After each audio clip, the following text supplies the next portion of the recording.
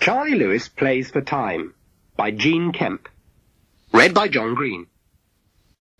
Chapter 1. Put a drawing pin on your teacher's chair. That'll keep him on his toes. And Rocket's head smacked into the beanbag, which couldn't hurt Rocket but proved just too much for the beanbag. It burst, shooting hard, pinky brown beans all over the hall, popcorn in a fry pan, over benches, through wall bars, onto the trampoline, above the ropes, pinging against windows, an indoor hailstorm. "Smashing!" yelled Rocket, gone mad with delight. "Enough is enough," cried Mr. Merchant. "Sir?" "That's it. Finish. Time to go home, thank goodness. Clear up now. Everything in place. Trish, you organise the beans." What a mess. "Well, sir, you said we could pelt you with beanbags on the last day of term." "I did? I must have been crazy." "Right. As soon as everything's sorted, get back to the classroom for the end of the day. And the end of term." Later, back in the hall, we sang, "At Easter time the lilies fair and lovely flowers bloom everywhere. At Easter time, how glad." Rocket whooping up and down like a distressed whale. "Tell him to shut up," I hissed at Trish, his twin. Without lifting her eyes from her hymn book, she kicked him on the shin and dug him with her elbow. And Rocket shut up. But his face darkened and fell sad, a cloud crossing the sun, and I felt mean. Why did I have to interfere? For really, to me, his singing wasn't that much worse than old Champers, our music teacher, bashing and crashing away on the piano, 2 bars ahead of us, as usual, and nobody said that was grisly, which it was.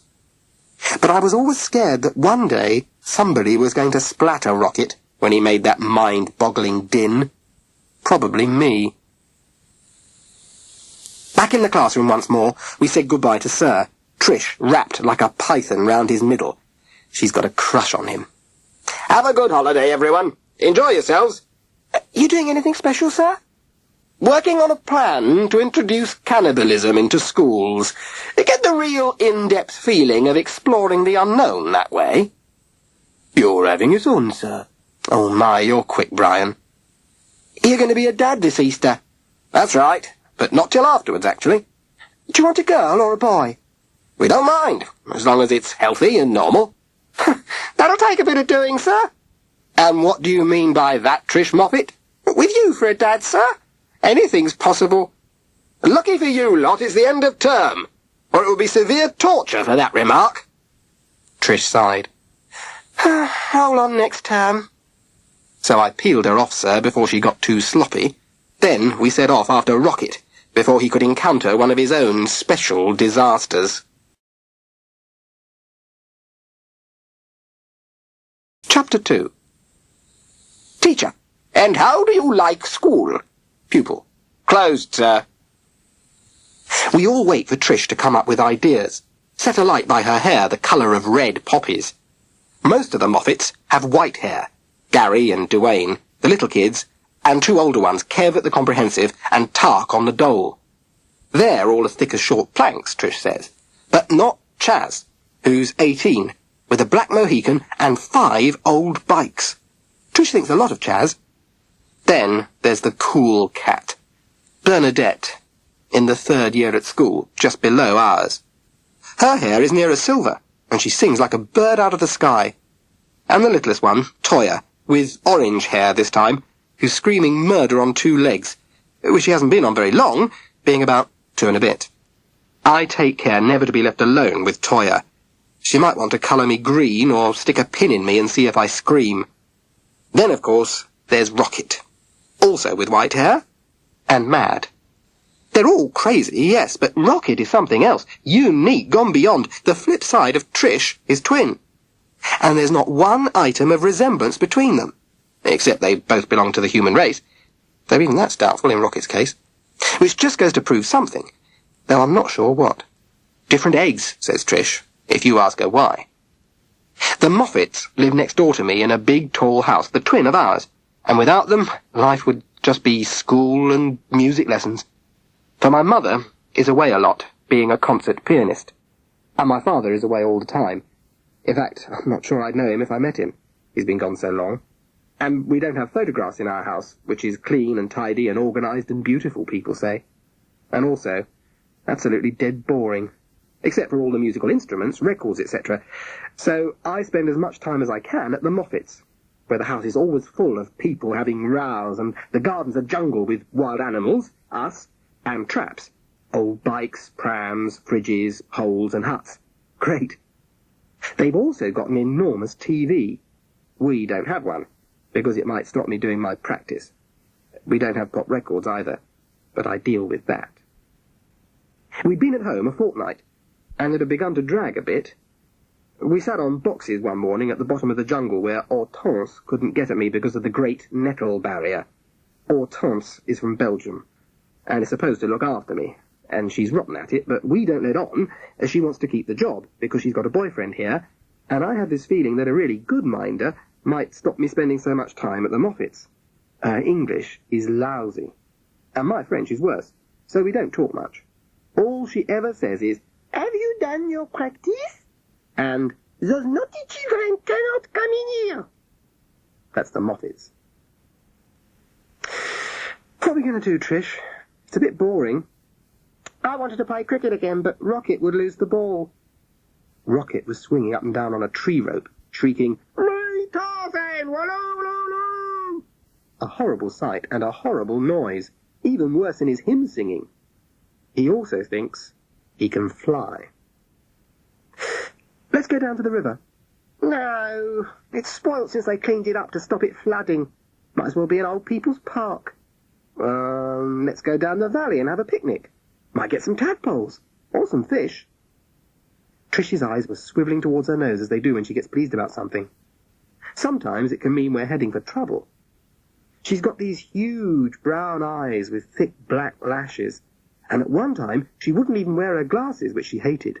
"Specs are for other people, not me," she'd say, and she threw one pair in the pond, and the next in the great nettle barrier, though Rocket found them by setting fire to it. Not that the specs were much good by then. And after a bit, the great nettle barrier grew even higher. But then Mr. Merchant asked if she wanted to be known as Professor or Squinter. She thought about this, and has worn them ever since. "Charlie, can you get us some grub? Some of your fancy stuff will be nice. I like that, caviar you sneaked out." "Yeah, I'll get some." "What have we got?" "Oh, not much," Rocket said, coming down from the tree. "I've already looked. Tark had his rotten mates in last night playing records, and they've cleaned us out." "We'll buy some then. Cough up, everybody. Chaz gave me £1 for fixing his cassette player, so I'll lob in 50p, said Trish. "Charlie's got money," said Bernadette. "Loads of it." Of all the Moffats, it's Bernadette who hates me. I never know what I've done. Right, I'll get some food and some money, then we can call him at the shop on the way there. "We all put in something, not just Charlie and me," Trish said. "No, not you, Toyah. Everybody else." Rocket had fished around in his jeans and come up with 4pence. "Hey, what's it like to be rich, Charlie?" he asked. "How the heck would I know?" "Well, you've always got money." "My mother just gives me some when she goes away, that's all." "I wish it was my all," Bernadette sniffed. "You've got it easy, Charlie." "Oh, let's get going," Trish sang out, so we did. We set off. Toyah perched on blankets in the old pram pushed by Bernadette. On the way, we stopped at the corner shop kept by Malcolm. A walk-round, help-yourself one. "Out," he said as we crowded in. "Except for you, you, and you." Trish, Bernadette, and me. But Toyah started to yell her head off, so Bernadette went out, to her. Toyah's almost the only person she seems fond of. When we'd chosen our food, we set off, piling carriers and cartons and cans into the pram, and warned Toyah not to touch it. The valley sides are steep, and it wasn't easy getting the pram and Toyah down to the stream. Bernadette gave Toyah a ride on her back, and Rocket and I carted down the pram, directed by Trish. And at last we settled under the trees just beginning to come out into leaf, and where one had recently fallen across the stream, making a leafy bridge. A very pretty spot it was, with boulders and lots of moss and flowers. We took out the first bag of food. "We'll divide it up fairly. No, you're not starting with that lolly, Toyah." "Gary is." "Look out," yelled Dwayne. "Oh, no," cried Bernadette, looking up. So did we all. and we were surrounded by a whole lot of cows who had arrived from nowhere, quietly munching, and formed a half-circle round us, the stream behind. "Take no notice," bellowed Trish. "They're harmless." But she was wasting her time, for we all got up, grabbing food, Bernadette grabbing Toyah. "I'll send them off," shouted Rocket, waving his arms like a windmill in a hurricane, and leapt at them. What they thought of this I don't know, but one of them lifted up its head and snorted, stamping its hoof in the mud churned up by their hooves. That did it. Except for Trish, there was a mad rush for the tree bridge, Duane leading the way, Bernadette clutching Toyah, me bringing up the rear with Rocket, both of us trying to get the pram and our food over to the other side. It was still covered with branches and April buds, and as we heaved it along, the pram jammed. Rocket tugged, I tugged, and it wobbled dangerously. "Look out! Hang on to it!" I yelled, trying to do just that, but Rocket shoved it wildly over a lumpy joint, and between the pair of us, the pram slowly toppled over into the stream a fair way below, for its banks are as steep as the valley sides. Down went all the food into the mud, and the blanket and various comics followed and settled down over it as we all gazed. Trish was dancing up and down and yelling on the other side of the stream. "You stupid half-witted idiots! Look what you've done! All that lovely grub, how could you? And the cows are going anyway!" Yes, they were. Having wrecked our outing, they turned their dirty rear ends on us, and were heading east or west or someplace else. "I'll save the grub!" yelled Rocket. "No, don't do it!" shrieked Trish. Too late. With a gigantic splash, soaking us as well, Rocket did his famous flying jump into the stream. Not that it mattered, but almost immediately it started to pour with rain, mixed with hailstones. As we trailed home, Rocket was no wetter than the rest of us. Mrs. Moffett's cleaning job begins at 5 in the morning and stops at 1. We had timed coming back nicely to arrive with her. She went on for ages. I know where Trish gets it from. I ducked out of it and headed for home, music, and peace. It's great to be out with the Moffetts, and great to get back to the music afterwards. I crept into the kitchen and dried myself off, and made a hot drink. Hortense didn't seem to be about. 2 seconds later there came a tap at the door, to a rhythm I worked out long ago. It was Trish and Rocket. "Is it safe to come in? Mum's in a mood and Tark and Chaz are fighting over a girl." "Yeah, she's out, I think. Come up to my room and we'll listen to some records. I've got a new album." "Don't break anything, Rocket, for Pete's sake." Trish is allowed in sometimes, but never Rocket, ever since they found him sliding up and down my mother's Beckstein with a broken vase lying on the floor. Didn't look much to me, but they said it was Chinese. Hortense had hysterics, because Dorothy nearly gave her the push over that one. So now she's very fierce with him. "I don't want to listen to a record, Charlie. I want to have a bath. I love your bathroom. It's like the Arabian Nights." "You must be nuts having a bath when you don't have to. Clean it up, so she won't know." "I always do." In my room, I got out my new album from my secret rock and pop collection that only Trish and Rocket know about, and we listened with headphones on, so if Hortense found us, she wouldn't know what we were listening to. She did put her head round the door, but I'd heard her come in and shoved Rocket in the wardrobe. She said she'd be in the kitchen. Then Trish came in reeking of bath oil, the sort that makes wonderful things happen. That's a laugh. So I said she must sneak Rocket out of the front door so Hortense wouldn't see him or smell her. "You're so secretive and sly, Charlie. One day you'll find yourself doing something even you don't know about." I can't follow that. "See you at school tomorrow." "And I'll see Sir. Oh, great. I'm glad the holidays are over."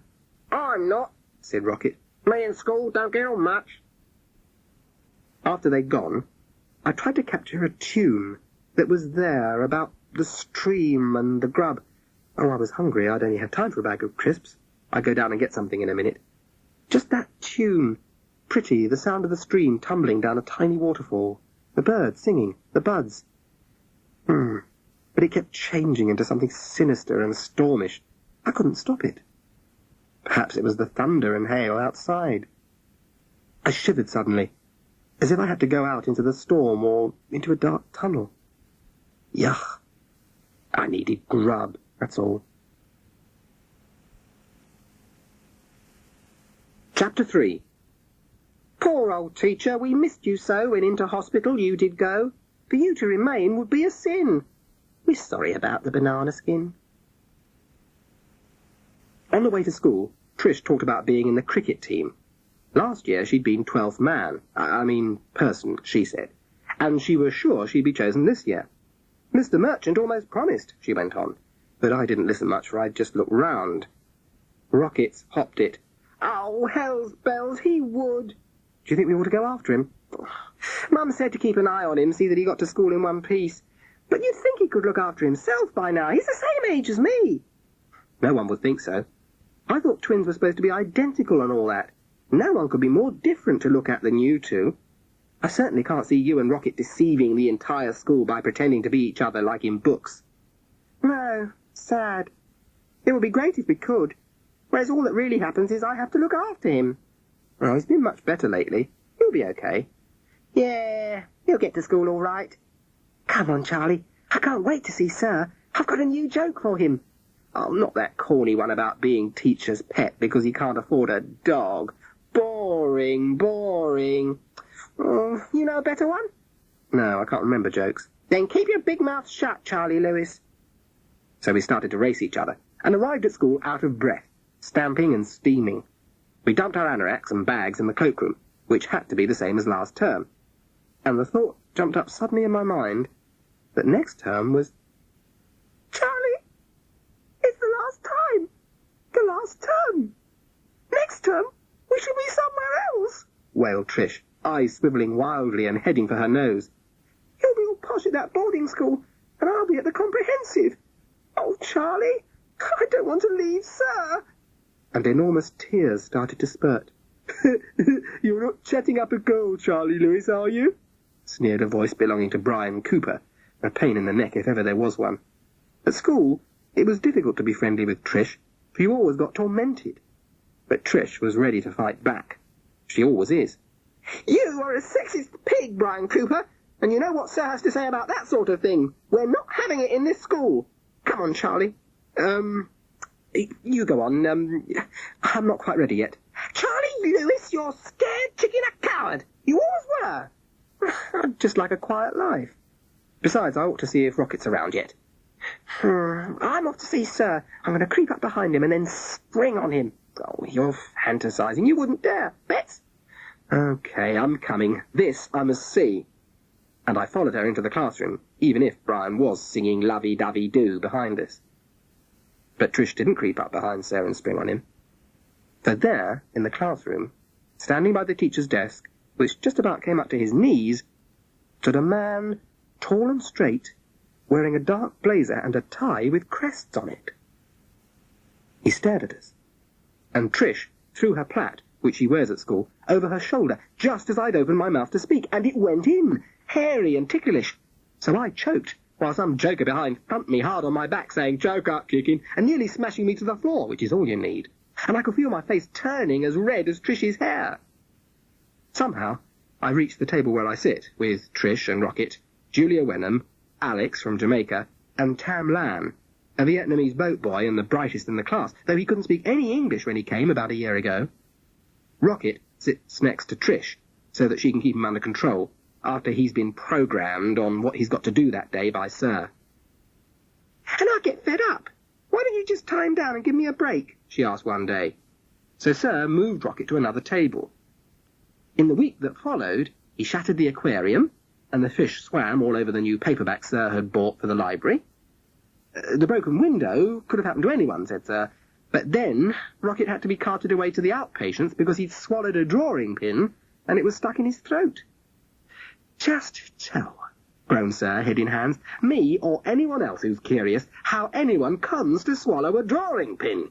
Can you give me one good reason why he had a drawing pin in his mouth in the first place? When he came back, Rocket was in his old place, beside Trish. I expect you're pleased, he beamed. Now Rocket's back. The man, standing at Sir's desk, waited silently until we all stopped yakking and sat down. Then in walked Chief Sir, the head teacher. So we all stood up again. Good morning, children. Good morning, sir. But we stared with question-mark faces at the new man. Now, this is Mr. Carter, who will be teaching you this term. Sit down, he continued through all the oohs and ahs. I trust that you have all had a refreshing holiday and are returned keen as mustard to throw yourselves into your studies. And, of course, to enjoy your last term here before leaving the nest and setting out for new schools. Eh, young Moffat? I see young Moffat has not yet arrived. You recall I mentioned him to you, Mr. Carter. A treat, a veritable treat in store for you. Not everyone has the good fortune in life to encounter such as young Moffat. Or Rodney, I should say. I tried to catch Trish's eye, and on succeeding, wished I hadn't bothered. For she looked like Nagaina, the cobra in Rikki Tikki Tavi, when the mongoose seizes her eggs, one of my favourite stories. Mr. Carter said, "Good morning, children," and we all chorused back at him, except for Trish, who cried out, "Where's Mr. Merchant? What's happened to him?" Mr. Merchant had an accident. This time the gasp was enormous, with Trish crying, "Oh, no!" and looking as if she'd found out she was part of a Hammer horror film and not just watching one. "He's not dead, is he?" No, of course he isn't dead. Don't be so dramatic, Patricia. It isn't at all like that. There was a long pause while we waited for him to tell us about it. But he hummed a little tune. Lord of the Dance it was. At last, Trish could bear no more. "What is it like, then?" He fell off the ladder when he was painting the landing ceiling, and has broken various bones, that's all. "Oh, it's terrible!" cried Trish. "He's extremely disappointed not to be back at school with you all, and he'll do his utmost to return as soon as is possible. In the meantime, we have Mr. Carter, who has so kindly stepped into the breach at very short notice." "What about the baby?" interrupted Trish, obviously not caring less about Mr. Carter kindly stepping in at very short notice. What baby?" "Mr. Merchant was going to have a baby soon." "Was he really? How extraordinary. You sure, Patricia?" Yes, I remember now. His wife, you mean, child? No, the baby hasn't arrived yet.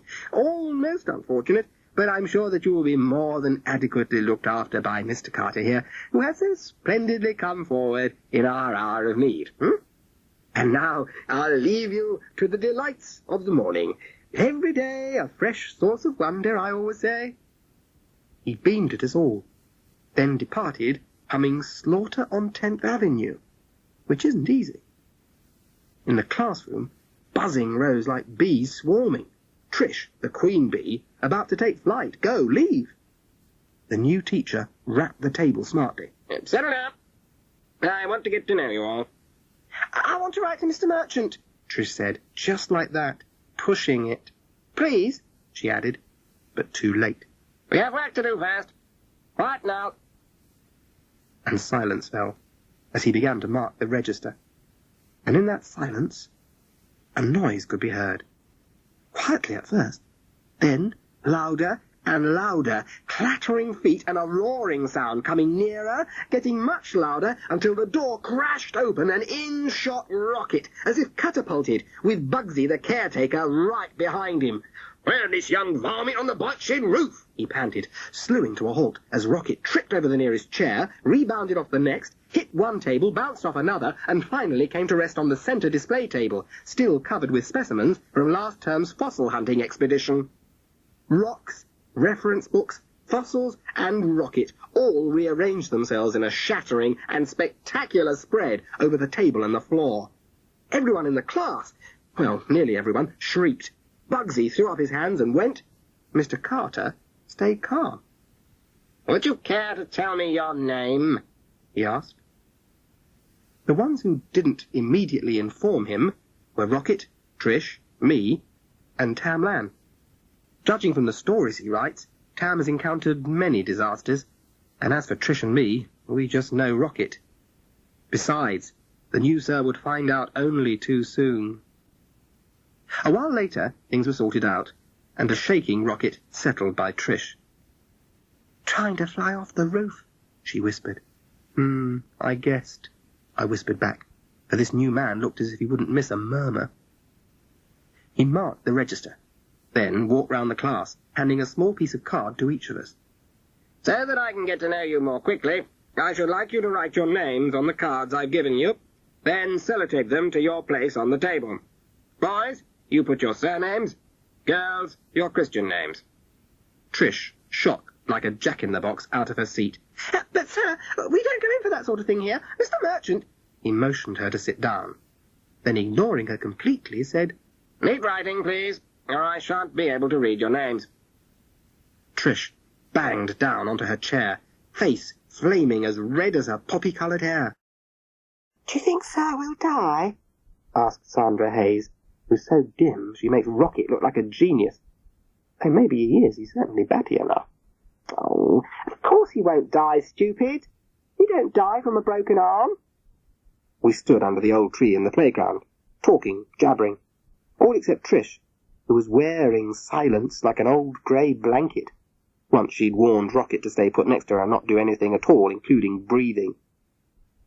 If he dies, do we have the day off for the funeral? Sandra never knows when to stop. I'd like that, nodded her mate, Susie. Trish made a low growling noise in her throat. Wonder if the baby will have Bonfire's red hair. That'd be better than looking like Mr. Merchant. The new one's good-looking. Dishy. They giggled, and Trish exploded. You blithering dead stupid lot of half-witted morons! That man is awful! You wait and see!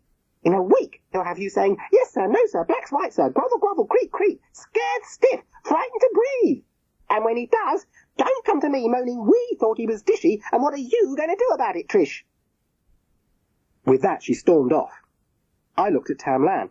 She's in a mood because Sir's not here. You know how she is. Trish, she's often in a mood. But I think that this time you may be right. Just wait and see. I leaned against the old tree. Sir told us it was a cypress, only now it had the wrong shape, for so many of its lower branches had been blown off by gales or lopped off because they might be dangerous. One day it would fall down, or be cut down, and then our school would look just like all the other town schools. I stared up at the top branches, seeming to move into a different world, of shape and light and space and darkness, where everything was in another time, another pattern, not at all like the one I live and know with home and my mother and school and the Moffats next door. A melody danced and jumped through my head. A jokey tune, dancing its feet off the ground with head up there among the birds and the branches. The tune laughed its way along. Then Rocket pulled at my arm, a sad, white-headed scarecrow blown by a cold wind. Things weren't right, and Rocket was sad. I grinned at him. Come on, I found a smashing picture of a pterodactyl. And his face brightened from sad to mad, for Rocket loves pterodactyls, those earliest of flyers, and we went back to the classroom. It was almost the end of the morning when Trish had another go. Please, Mr. Carter, we always used to stop a bit before the end of the morning and clear up, and we had a poem or a story or sometimes a puzzle. Patricia Moffat, isn't it? I'd like to ask you something. Who's in charge of this class? You or I? Once more Trish's face flamed into sunset colours. You are, she muttered at last. Then I suggest you leave the timetable to me. Just carry on with your Fletcher maths, children, till the buzzer goes. We carried on. Chapter 4. What's the difference between teacher and polo mints? People like polos. Finally, at 3 o'clock, we finished copying notes off the board and put down our pens. Rocket, by now a whiter shade of pale because he can't copy very much, his fingers get cramped, and his brain.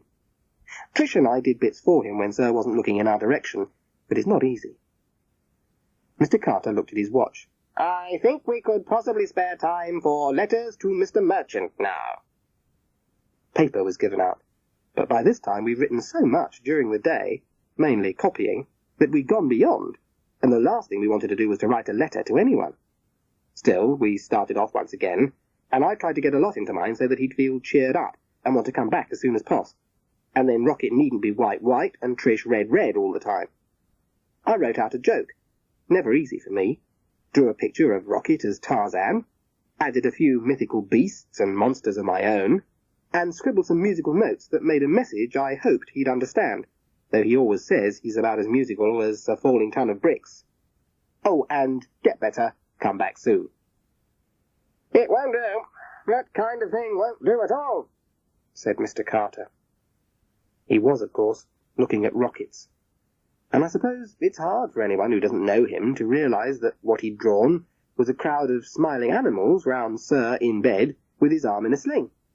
Underneath he'd written, I hope you is better soon, love from Rocket. Mr. Carter cast his eyes over one or two more, then said, Take them all back, they won't do. I'll write a suitable one on the board, then you can copy it to get the correct format, adding a few personal points of interest at the end. I'm sure you'll be able to think of some, Patricia. And he smiled thinly at Trish, who seemed about to explode all of the time, instead of just some of it. At last, knackered, we gathered up the letters and put them on the desk to be posted. They all began, I am sorry to hear that you have met with an accident. A funny thing to meet with, Tam whispered. Do you think it was coming along the road when he met it? No, up the stairs and along the landing, just out for a stroll. Quiet now. Tidy your tables and put your chairs up ready to go home. I hope Sir doesn't get a heart attack from all the excitement when he reads those, Trish muttered bitterly. The day that had lasted for half a century ended at last. Trish rushed out of school, and I didn't try to catch up in case he was crying. I walked home with Rocket, though walk was hardly the word for it, since he ran on top of 3 walls, climbed a lamppost, tried to fly off a bank, cat sprang about 20 yards, then sat on a hydrant sign refusing to budge, muttering how much he hated Carter. I thought I'd better stay with him, and at last we arrived at the Moffats, though I didn't go in.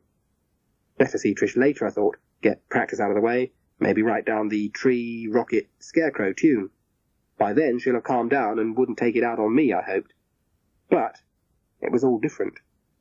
My mother was home, earlier than expected, and Dorothy, her manager's secretary. And presents for me, super prezzies like my mother always brings, a computer, and a box of chocolates for the Moffats.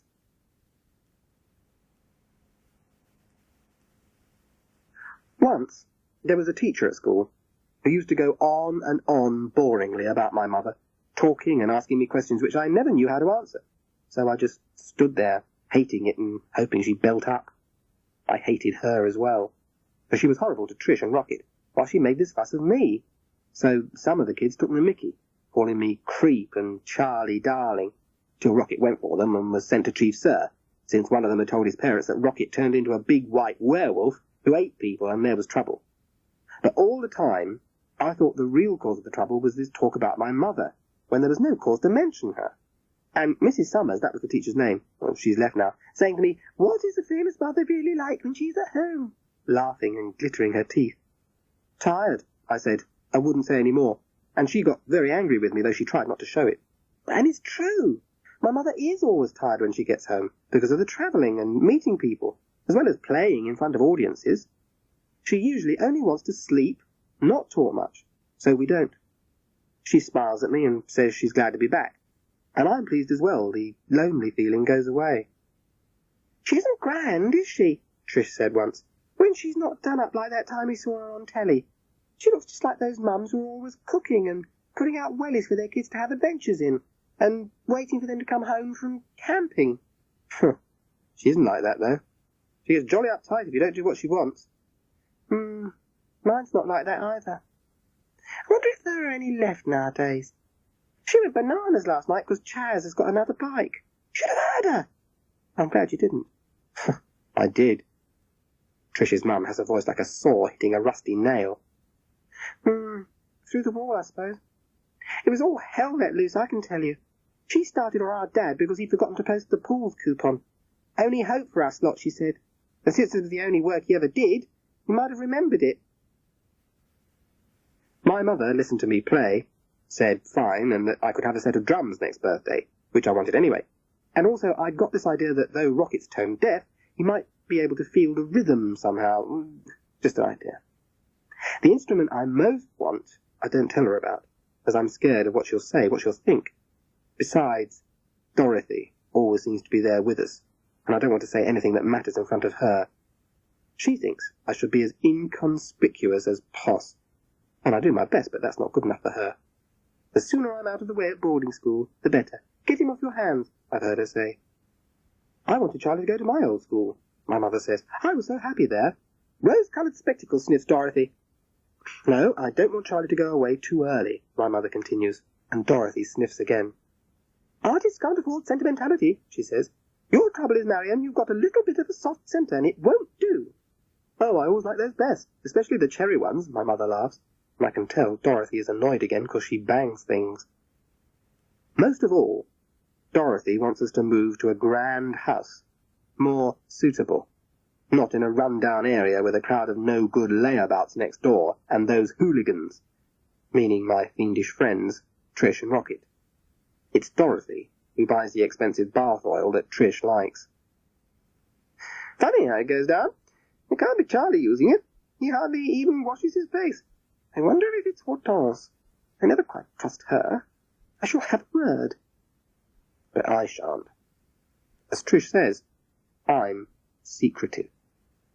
Never letting on about anything I don't have to.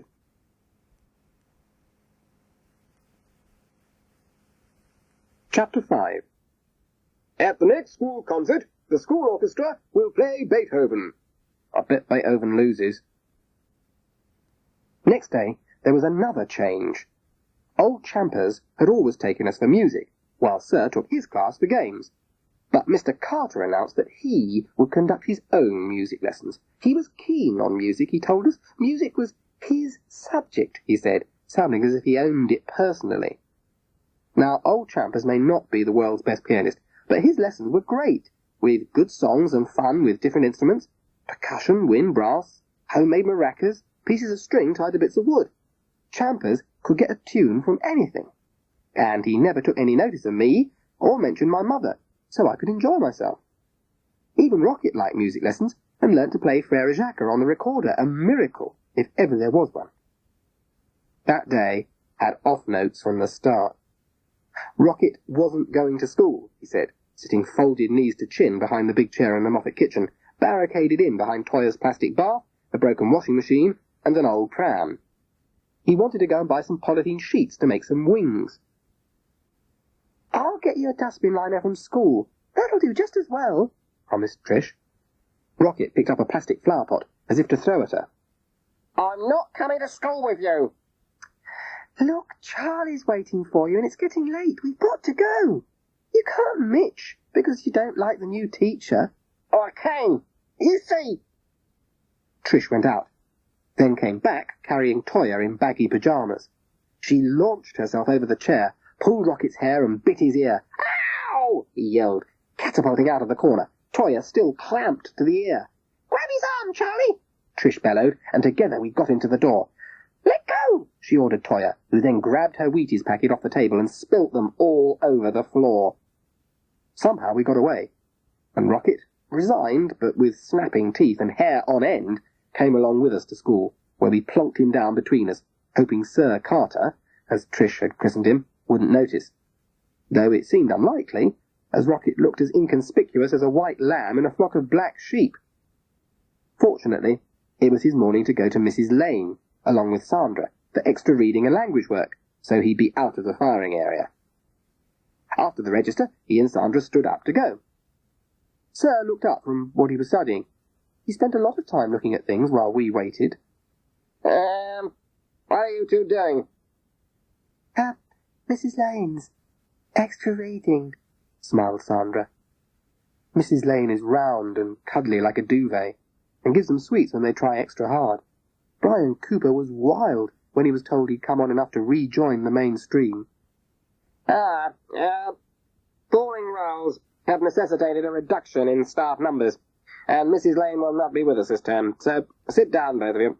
And Moffat, do you have to come to school looking quite so disgusting? Go to the cloakroom, wash your face, and tidy your hair.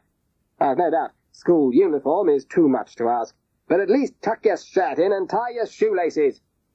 Patricia Moffat, why's your hand up? What is it now? Can't it wait? I don't think so, sir. What did you mean by what you just said, before the tidy up bit? I made myself perfectly clear. Sandra and Moffat stay here this morning. I mean the other bit about falling roles or something. What you really mean are the education cuts, don't you, sir? Trish always manages to sound stroppy, even if she's just interested. So I wasn't surprised when Sir said, "It's not your place to discuss such matters." Mr. Merchant did. Sir's blue eyes blazed and his mouth thinned. Tam and I went to kick Trish at the same time, only we kicked each other instead. Not a good day. Julia Wenham, give out these books to the Group A children. Here he read out a list of our table minus Rocket. And this set to Group B. And he started on another list. And what is it now, Patricia? We didn't have ABC groups before, Trish flamed. We were different. Your trouble is you think you're different. When your teacher comes back, you can be what he wants. But with me, you are groups A, B, C, D, with Sandra and Moffat on their own. Is that clear? Then get out your exercise books and begin. At the beginning, Patricia, and work straight on. Lewis, go and see what's happened to Moffat. I looked round to see who this Lewis was, then realised with surprise that it was me. So I moved at speed to the cloakroom, praying Rocket hadn't decided this was the time to try flying home.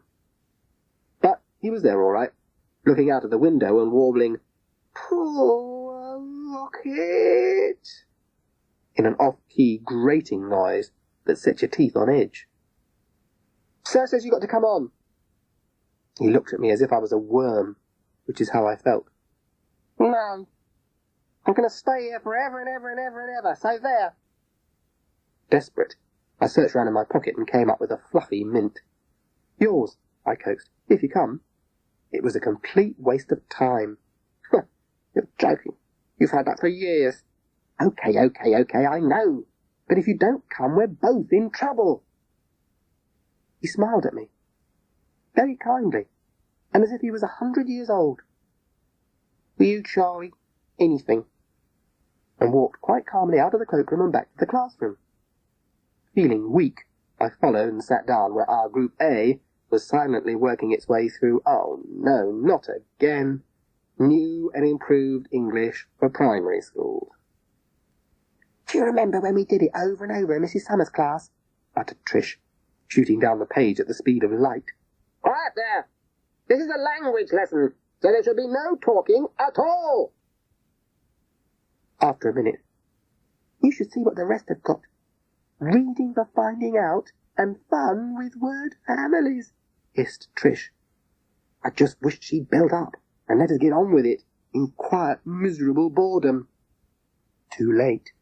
A table will stay on to work at break, as they are apparently incapable of maintaining an orderly silence. He turned to Rocket, still standing by his desk. Bring that table over here so that it's near to me. Then you and Sandra can copy this passage in your best handwriting.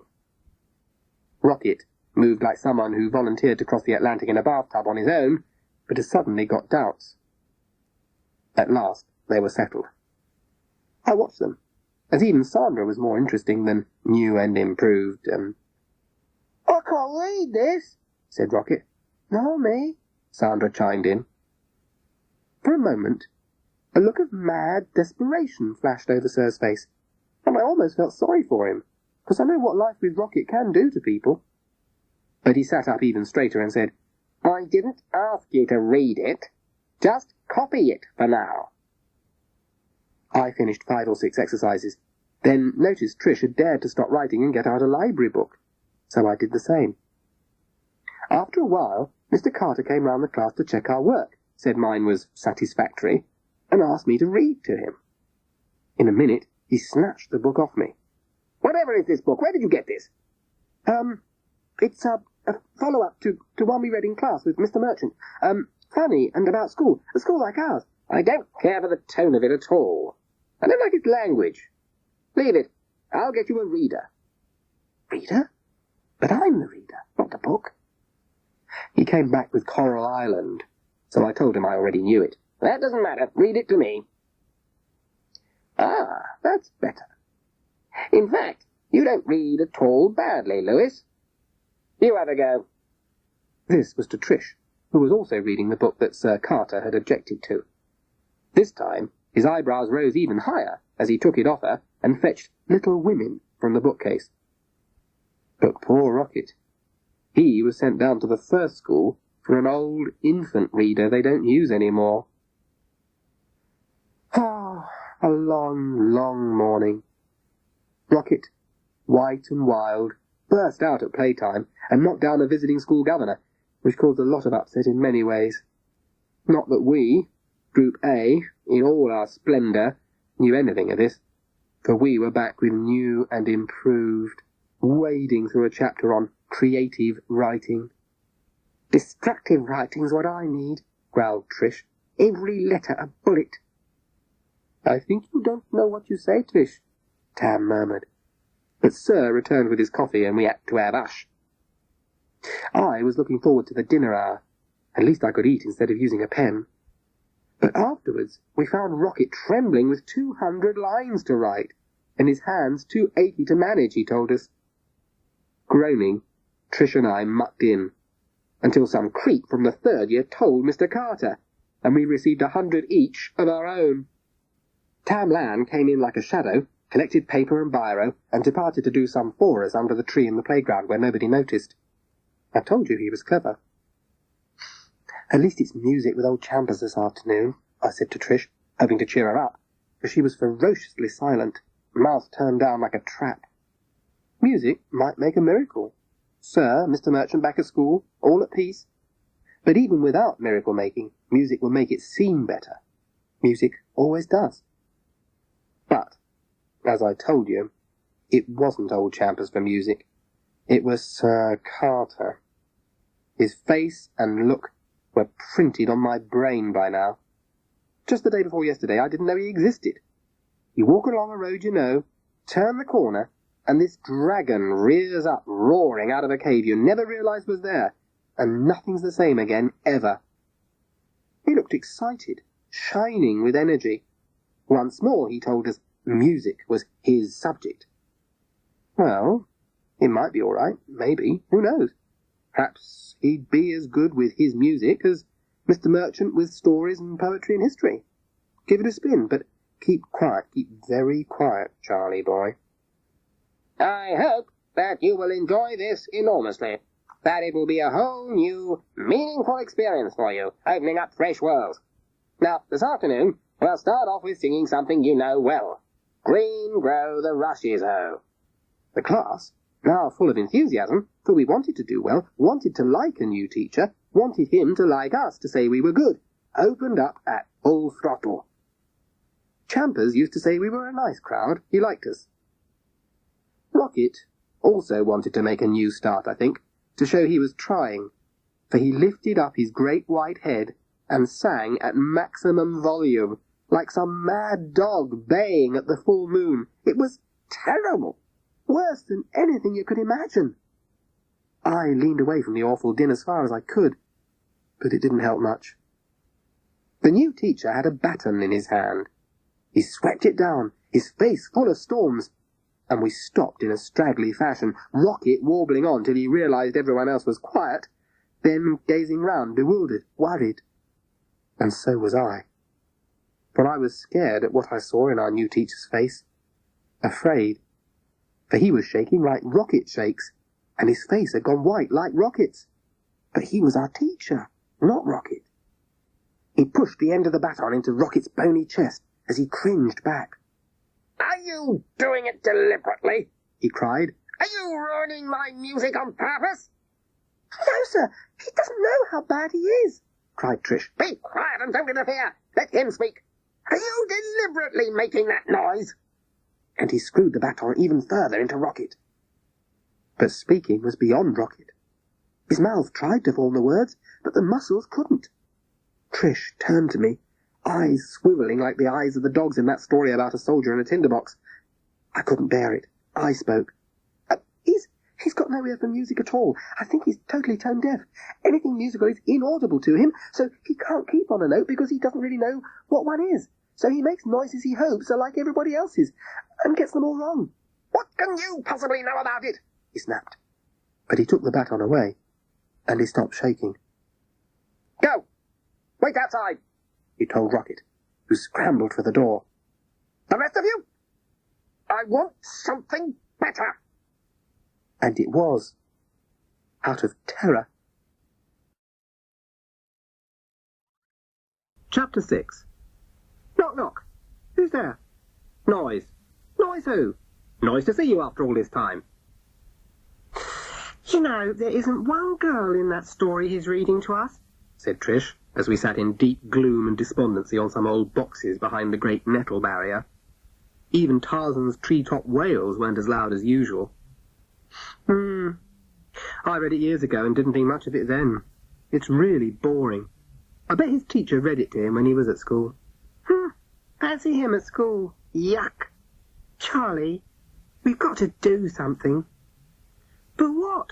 You can't do anything about teachers. They're an act of God. You're either lucky or unlucky. And our luck ran out. No, Trish, there ain't nothing we can do. Teachers are like that hymn, Chief Sir's favourite, you know. Immortal, all-powerful. Invisible, you mean? Giggled Trish. I wish he was. I wish I was. Hey, that's given me an idea. Great, tell us. It's not often you get ideas except about music. We could use some ideas. No, forget it. It wouldn't work and it might be dangerous. Oh, Charlie, you are a pain. And you've got your sly look again. I'm not sly. Yes, you are. Sometimes. I am not sly. Okay, cool it. I'm sorry, I didn't mean... Yes, you did. You did. Oh, belt up. Listen, I have got an idea. Want to hear it? Well, do you or don't you? Please yourself. I'll be like that then, I don't care. We had your teacher for singing and our class liked him, announced Bernadette, joining us with Toya in tow. Toya sat in the grass and played with a worm. Poor worm, fancy being that unlucky. Your class are creeps. You'll find out soon enough what he's really like. He said I sang remarkably well, Bernadette went on. Yuck! I'm off to see Sir. That was my idea, Charlie. He'll tell us what to do. Are you coming? I am! Yodeled Rocket, crashing down from the tree. Wait for me! Do you have to? Charlie, make up your mind what you're doing. I don't know if I can. There's my practice, and my mother's having people in for a meal. And there's one I've got to meet, she says. You see, I tell you Charlie's a snob, sniffed Bernadette. Oh, leave it, Bernie. He can't help his rotten home life. What's rotten about it? Charlie Lewis has got it made. I can sing as well as he can play, but they won't send me to a grand posh music school, will they? But they might. I could ask my mother to hear you sing, Bernadette. Don't bother. I can make number one on my own. Who needs you? I just want you to know that you're spoilt, Charlie Lewis. Come on, Toya. Toya hurled a worm at me, so I moved with some speed. My mother said I could go if I got back by 8, so I caught up Trish and Rocket at the bus stop. My mother had also given me flowers for Bonfire and chocolates for Sir, just as well as we'd forgotten about taking something. The bus driver stared at Rocket, arms folded over the steering wheel. I know you, and I'm not sure I'm letting you on. 5 people complained last time. Well, but I only flew down the stairs, protested Rocket, hurt. I'll look after him, protested Trish, batting her eyelashes up and down, which she thinks makes her look like the Cricklepit answer to Miss World, but which really makes her look as if she's got a fly in her eye. The driver let us on, and we climbed upstairs, Rocket muttering to himself all the way. When we arrived at the house, Bonfire, Mrs. Merchant, we used to call her that because she's got red hair, though paler than Trish's, let us in. A funny shape, but smiling at us. Come right in. It's lovely to see you. He needs someone to talk to. He's like a bear with a sore head. He says he's never climbing another ladder if he lives to be 90. Go in there. Sir sat bandaged like an Egyptian mummy. "Oh, no, not him!" he cried at the sight of Rocket. "Oh, stay there, lad, on the other side of the room, and don't move, for I feel very delicate at the moment. Janet, can you fetch some old beanos for him to look at?" "Good lad, just stay still, and we shall be fine. I hope." Trish had already plunked herself down on the floor beside him and was busy writing "Trish loves Sir" on one of his plasters. On the other one, she wrote "Trish hates Sir Carter." Are you saying you don't care for your new teacher?" "You're quick," Trish grinned. "Poor man. He has all the sympathy I can spare from myself at the moment." Words poured from Trish. Unfair, cruel, boring, stupid, tyrant, chauvinist male pig were just some of them. What a remarkable fellow. I wish I'd managed to be all those things to the class. Makes me quite envious. Here, let's have some of Charlie's mother's best Swiss chocolates. Splendid. She must be home, Charlie, while I contemplate this fiend in the dreaded likeness of a teacher. We sat and stuffed ourselves and drank orange juice. Peace fell. At last, Mr. Merchant said, "I don't know what you're expecting from me, Trish. A miracle, perhaps? But there's nothing I can do sitting here like an assembly kit that hasn't stuck properly. He's your teacher, and I can't interfere." Chug, chug, chug, chug lurked the computer in Trish's brain. "No, you're dead right," she said at last. "You can't do a thing. But you can tell me what to do." "Absolutely nothing. You just have to put up with him and get on with it. You could even try that fair play you always talk about so much." "Is that all?" "Afraid so. But cheer up. It won't last forever. Any minute now I shall be back among you, and you'll be sighing for the happy days with Mr. Carter. I think I shall be particularly devilish and tyrannical upon return. In fact, I can use this leisure time to invent some truly fiendish schemes. I wonder if I could ring up Mr. Carter and ask for a few tips." William," said Bonfire, warningly. Trish sighed, but she was grinning again. "I shall have to go soon. I'm sorry," I said. We made our way to the door. "Oh, good luck with the cricket team, Trish," Sir called after us. "You're fat," Rocket said to Bonfire in the doorway. "Not like you used to be. You'll have to slim." "Oh, Rocket, you are funny," she laughed. And he was pleased. Home was grand, glittering and gleaming, lights, flowers, bottles, people. Dorothy had been busy. I could hear her voice as soon as I came in. I wanted Trish to come in with me, but Hortense kept her out. I tried to slip upstairs, but Hortense fetched me. "This is Charlie," said my mother, "and this, Charlie, is Walter Schliemann. You remember, Charlie, we talked about him. You do remember, don't you?" Yes, I remembered my mother talking, but I hadn't listened. He was little and old, a mole in velvet, a white beard at the end of a long chin. He took me away from all the others. "Play," he said. "What?" "Anything. Everything." So I did. For a long time. At the end, he said thank you and went away. I didn't want to follow him back to all those people, so I went to bed and put on records from the secret collection, wearing my headphones in case anyone came in. My mother came up very late to say good night, smelling of wine and Dorothy's bath oil. Chapter 7. What should you do when you see Dracula, Frankenstein's monster, 4 werewolves, 2 vampires, and the Incredible Hulk all in one room? Keep your fingers crossed and hope that it's a fancy dress party. So, we lay low, stayed quiet, kept a low profile, as we covered page after page with writing, worked out dozens of sums in our exercise books, read Coral Island and Little Women, and listened to Mr. Carter reading us a story which, as Trish said, had no girls in it at all. We did no art and craft, no poetry, no drama, no history, no model making. Didn't use the computers or the tape recorders or the musical instruments. Went on no expeditions. Science was Mr. Carter showing us an experiment, then copying his notes from the board. We did no practical work in maths, and PE was exercises and vaults. From time to time, someone objected, got stroppy, but Trish kept silent, and without her backup, resistance soon crumbled. Mind you, he had a fan club by now. Creeps and super creeps. The yes sir, no sir, can I help you sir, hang around the desk sir, shall I watch what Rocket's doing and tell you sir, brigade? I have fingers of steel, said Tam, from all this copying off the board. What a remarkably quiet class, cried Chief Sir, sweeping in, eyes everywhere, bushy eyebrows twitching. I wouldn't have recognised M4. Mr. Carter smiled. A quiet atmosphere is conducive to learning, I always find. Quite. I perceive that you have my young friend Rodney Moffat tucked well away in a corner. It seemed best, both for him and for the rest of the class. Chief Sir headed for Rocket and peered at his work. I see you're getting down a splendid number of words on that page. Rocket, isn't it?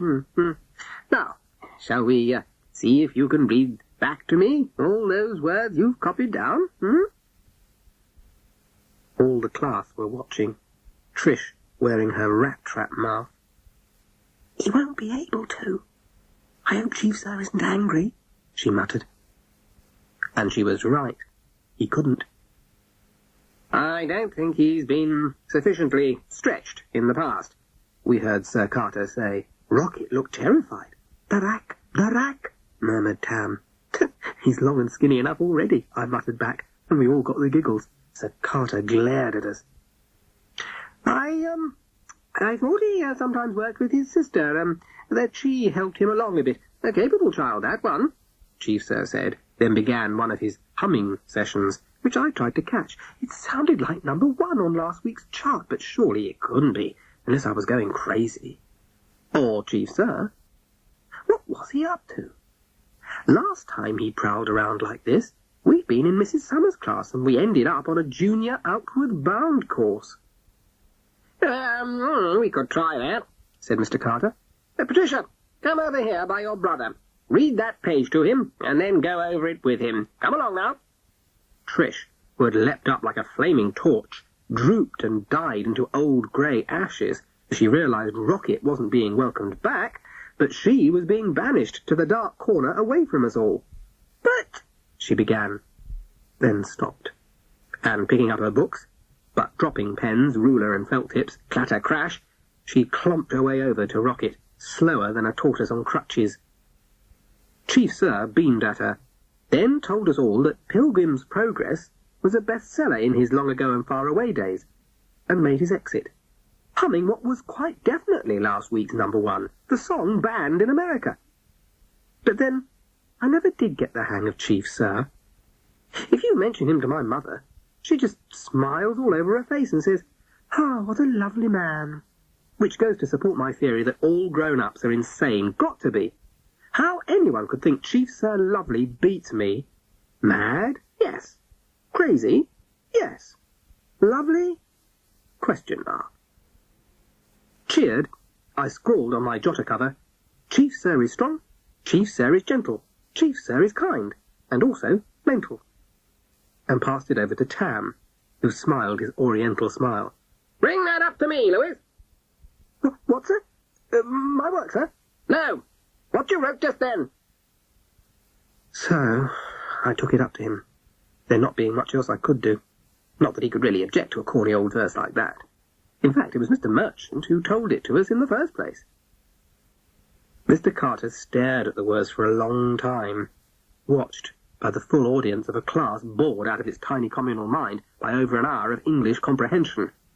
They really wanted something to happen. Me roasted over a slow fire, probably. Anything to make a change. I suppose you think that's funny, he said at last. Not very. Well, you can exercise your undeveloped sense of humour by writing out in the lunch hour, I must learn to distinguish between wit and stupidity. Do you understand that, Lewis? A sigh went up from the class. disappointment, I supposed, and I felt wicked. No, sir. It's too hard for me, sir. Would you explain it, please? He started off. Oh, heavens, you lot, you're virtually illiterate. It means... Then he stopped and looked sharply at me. Go and sit down, and don't cause any more trouble. Trish was to be allowed back to our table for music, which cheered her up, but did nothing for Rocket, who sat there, dead miserable, hating being left on his own all the time, not allowed to join in any of the music. Sir was going to hear all the rest of us sing, weed out the sheep from the goats, he said. So, one by one, we stood and sang, while Rocket mouthed, "Poor Rocket," over and over, as he sat and stared at the spellings he was supposed to be learning. There was one laugh. When it was Trish's turn, I knew she'd said she wasn't going to try, but Trish loves singing, though she's nowhere near as good as Bernadette, and she got caught and sang her hardest, so that old Carter said at the end, "Good, that was good. You've got a really pretty little girl's voice."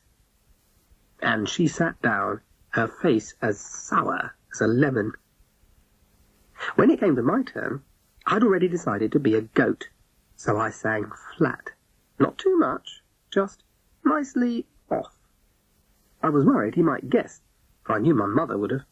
But he just said, "Sit down, Louis. I'll have to manage with what we've got, which is about 5 of you." He named them, leaving me out. "With any feeling or ability for music. They will have to carry the rest along." The rest put on the bored look that he was surely beginning to get to know by now. "Now we're going to learn a very old and famous song. It's called Nymphs and Shepherds. Write the words down as I read them out to you. Who was that groaning?" "Most of the class," muttered Trish. Then, after a moment or two, "I can't believe it." We wrote slowly on, hindered by those who kept asking Sir what he'd said. Please would he repeat that? "He's not making us learn this, is he?" "He is." "It's the worst song ever written. Not even you know a worse one, do you, Charlie?" "Oh, there's one called Ruddier Than the Cherry. That's bad." "What's this about Flora's holiday? She should be so lucky. I wish it was my holiday." 5 children were asking how you spelt Flora. "I can't keep up," cried someone else. "What's a nymph and so on?"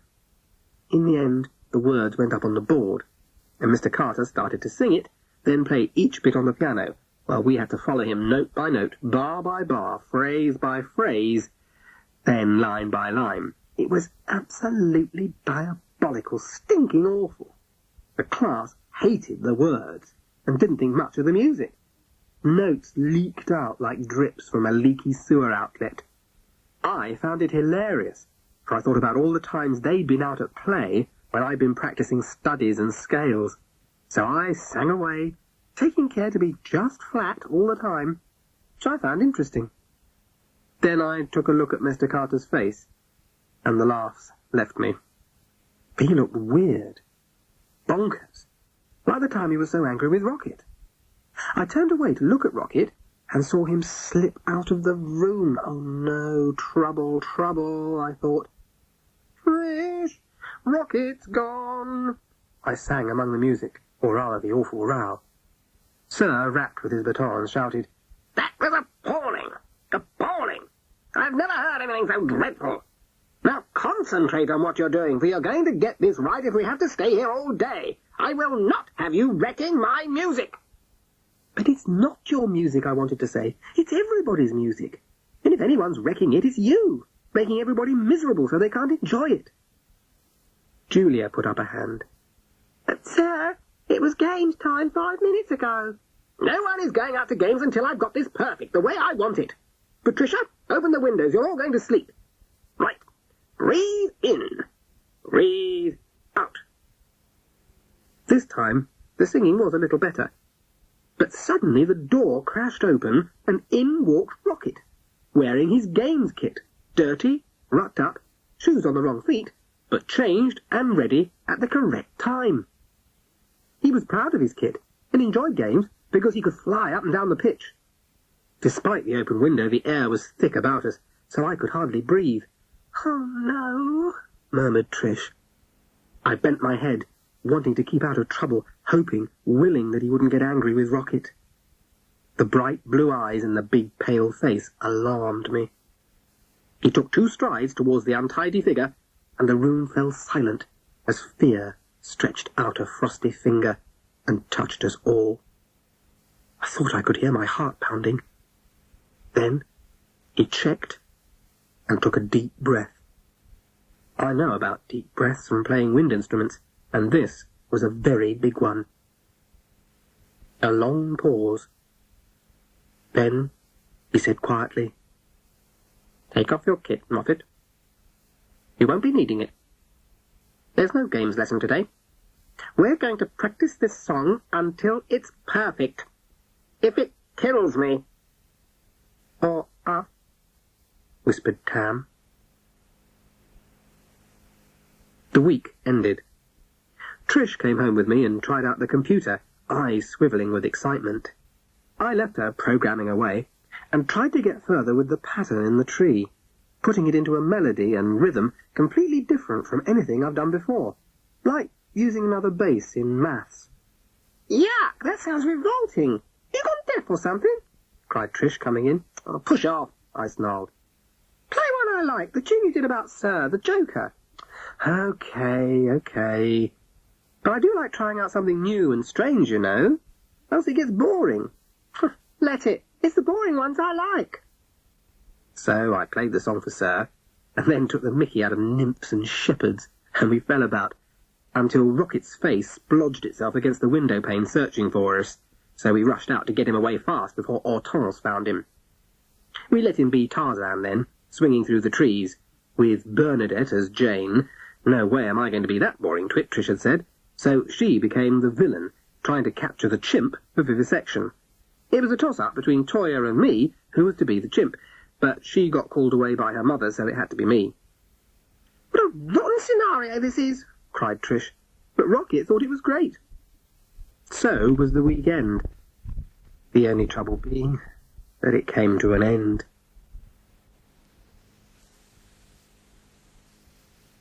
Chapter 8. What did the monster eat after his teeth had been pulled out? The dentist. Rocket came quietly to school on Monday, and Mr. Carter was amiable. Could he be getting used to us? Or we to him? And on the way home, Trish grinned like the Cheshire Cat, as if she knew something I didn't. Yuck. "What's got into you?" I growled at last, as she was obviously dying to tell me. She laughed. "Wait till you hear. Out with it, then." "I heard old Champers talking to Lord Carter, so I listened." "Oh, you always do, you nosy Parker. It's disgusting." "Oh, I have to know what's going on, or I can't operate properly, keep my eye on things." "You can't operate properly anyway." "You want to hear this, or—" "Oh, just get on with it." "Okay, then. Well, Sir Carter, Bighead, was moaning and carrying on about us, didn't think much of us, no proper spirit, no self-discipline, and so on and so on, the usual." "You didn't waste your time listening to that, did you?" "Hang about, Charlie. Then he said we didn't have much talent, that Sandra and I and Alex could sing a bit." I knew he was tone deaf. "But we weren't really up to much, which is rubbish, because I'm as good as our Bernie any day, and everyone raves about her." "But you're not." "Not what?" "As good as Bernadette. She's in a different league. I can't stand the sight of her, but she stops me in my tracks when she sings. Do you want to hear my news or not?" "I can't stop you now, so you might as well get on with it." "Right. Where was I?" "Getting round to admitting at last that Bernadette can sing better than you." "Oh, shut up. Boring. But this is what I want to tell you. Old Champer said, 'But you've got Charlie Lewis.'" Oh, no. "So, his lordship said—" "What's with Lewis, then? What's so special about him? I don't care for him much."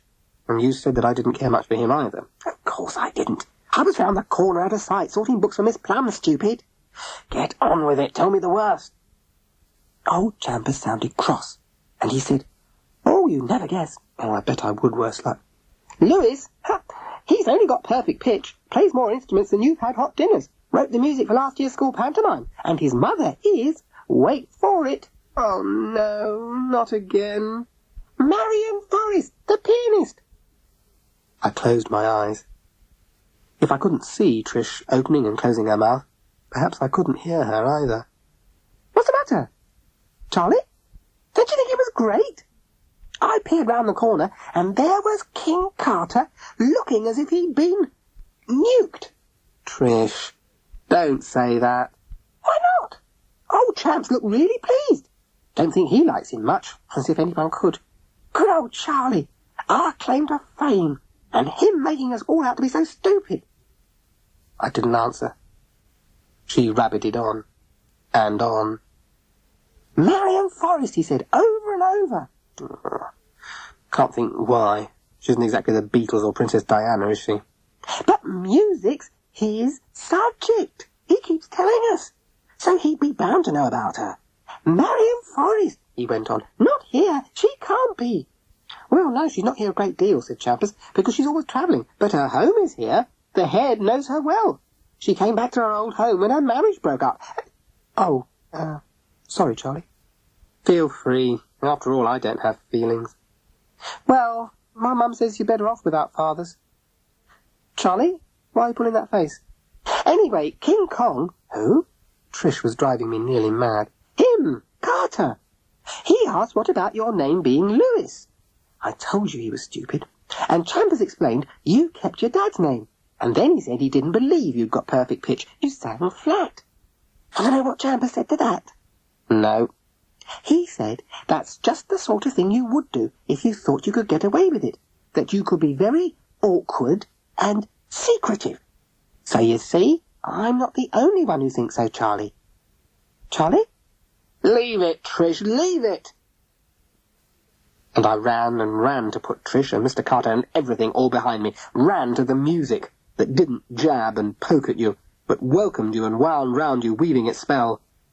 And after I'd listened a while, the mad monster theme that had banged and crashed and battered the inside of my head quietened down into peace. Hortense was shrieking and gobbling like a farmhouse turkey as I made my way to the back door, where Trish, Rocket, Bernadette, Duane, and even Toyah stood in a heap, being told to go away and taking no notice. Oh, tell them they cannot stay. It is impossible, all of them here. It will not do. They will break things. Go away, naughty children. I could hear Trish saying, Sorry, Charlie. Sorry. I didn't mean to hurt your feelings. Being so many of us, we don't have them the same. Oh, go away, naughty children, cried Hortense. I couldn't look at Trish. I was too ashamed. Their mother always said, Come in, Charlie. Oh, belt up, you stupid cow, I shouted. These are my friends. I didn't know my mother was standing right behind me till she spoke. Charlie's friends are always welcome here. Hortense, I think I can hear the phone ringing. Perhaps you could answer it, please. Come in, all of you. Oh, thank you, Mrs. Lewis, Trish replied. But we thought Charlie might like to come for a feast in our garden, as we've made some cakes for him.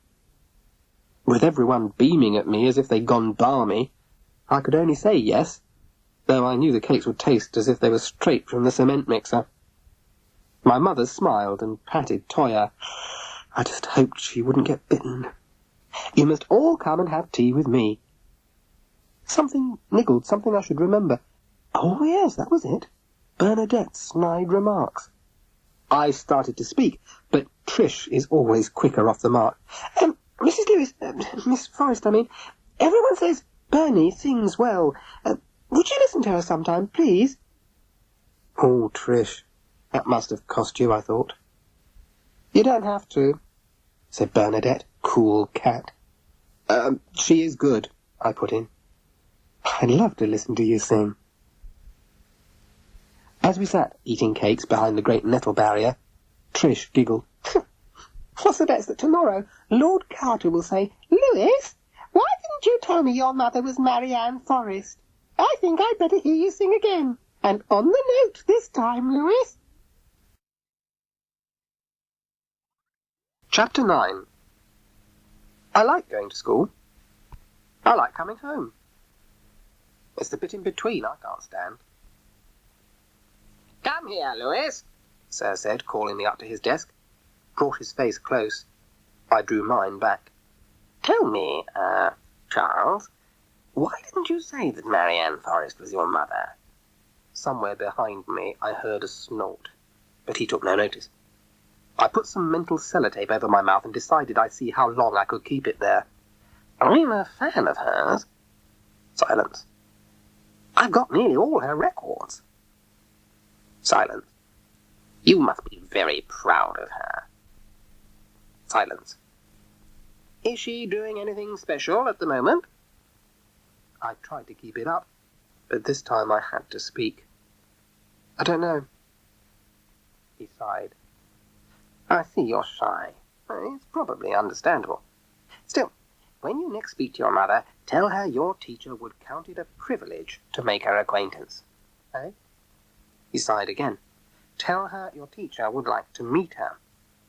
But she's already met Mr. Merchant at the parents' evening. There was another snort from behind me. He turned his face away from mine, closed his eyes, and took one of his deep breaths. Let's try that singing once more, shall we? And this time, keep on the note, Charles, if you don't mind. This time, I sang on the note. And from then on, I was treated differently. The voice he used to me was not the one he'd used before, and he didn't speak to me in the same way he did to the rest of the class. It was all you ever needed, too squirm-making for words. How long before Cooper started jeering and singing "Charlie is my darling"? To Trish, Mr. Carter had other things to say. I hold you responsible for your brother's behaviour. It's your job to see that he isn't a menace and a hindrance to others in the classroom who are trying to get on with their work. I'm told that you can handle him, so keep him under control. Why pull that face? Apparently you've always sat next to him, so what's the matter now? But I always sat with my group as well, with my friends, with Charlie. A wolf whistle came from Brian Cooper, but Sir took no notice. Charles must be allowed to make rapid progress and not be hindered. I don't hinder him. I'm as bright as he is. Considerably brighter, murmured Tam in my ear. Quite. But he will have to achieve very high standards indeed for his new school. But since you are a very able girl, and are rightly concerned about your brother's reading, on Tuesday and Thursday afternoons, you'll be allowed to take him and Sandra into the resources area and teach them with material kindly provided by Mrs. Lane, as she was concerned about them both. I think you'll enjoy it. But I shall miss science, my favourite lesson. For what? Baby minding, instead of having my lessons. He took one of his deep breaths. We all have to make sacrifices. Oh, that's rubbish. People only say that when they want you to do something they don't. That's what my mum says.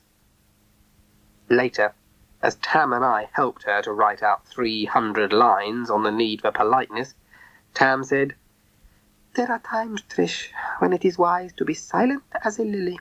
And you can go and jump in a lake with your blooming lily, she snapped.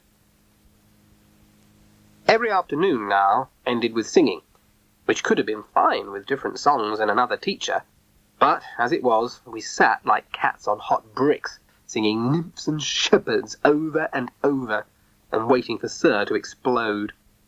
And now, I was supposed to be on his side agin the rest, the other musician in the room. He asked me what I thought, got me to check who was singing off the note, made lousy jokes about my perfect pitch, which no one found funny, least of all me. Another week of this, and I'll be the best-hated kid in Cricklepit combined, I groaned to Trish and Tam. Cooper and Co. will hang me from the playground tree. They're bigger than I am. He was the favourite of the worst teacher we'd ever had, will be written on my tombstone.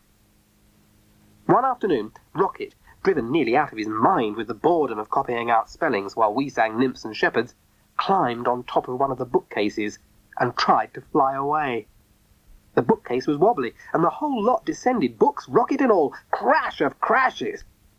By the time everything had been put together again, Rocket sent to Chief Sir for punishment, a note written to Mr. Moffat, and that's a waste of time, Trish pointed out, it's Mum who matters in our house. The afternoon had passed, and singing time gone. You might have been killed, she grumbled on the way home, if that bookcase had fallen on you. Danger time, warbled Rocket. Oh, shut up, I don't like it. Sometimes you give me the creeps, she cried, and ran on ahead, to find her mum had been taken into hospital, and all the Moffats were flapping. I waited for Bernadette to come home, as I had to take her to sing to my mother, and listen to them arguing like a rook colony. "Oh, you have to stay home, Aunt Trish," Dad said. "You do the work and look after her." He jerked a thumb at Toyah, who sat howling and biting a grey blanket known as Bank. "I'm not staying here with you lot. You can do the cooking and cleaning. Where's Chaz? He'll organise it." "He's got a job today and he starts tomorrow." "Shut up, Toyah!" Toyah yelled even louder. "A job? Chaz? Great! Does my mum know? She'll be pleased." "I think it was that made her ill, so she had to go in," said Tarquin, grinning. "He's the one I can't stand of all the Moffats." "Well, it's not likely to happen in your case, is it?" snarled Trish, and burst into tears, which is so rare with Trish that they all shut up and stared. "Nobody cares about me, Mum. And she's worth all the rest of you put together," she sobbed. "Oh, we do. You can come with me to see her tonight. And she ain't really bad, Aunt Trish. She'll be out soon and fit to go back to her job." "Oh, yeah, that's all you care about." "Ah, don't you go speaking to your dad like that, Trish. It ain't right," said her father. "OK. But get this clear. I'm not doing the housework and looking after you lot. Tark, you're always at home anyway. Well, do something instead of lying in bed all day." "Not me. Woman stuff. I'm off. Tell Bernie to stay home." "What's going on?" she asked, coming in and picking up Toyah, who immediately stopped howling and just bit Bank instead. Everyone informed Bernadette at the tops of their voices. She listened, settled Toyah with a biscuit, then said, "I'm off as well. I've got to see Charlie's mum. Coming, Charlie." I dragged myself away, wondering just how they were going to sort it all out and how you could make it all into music.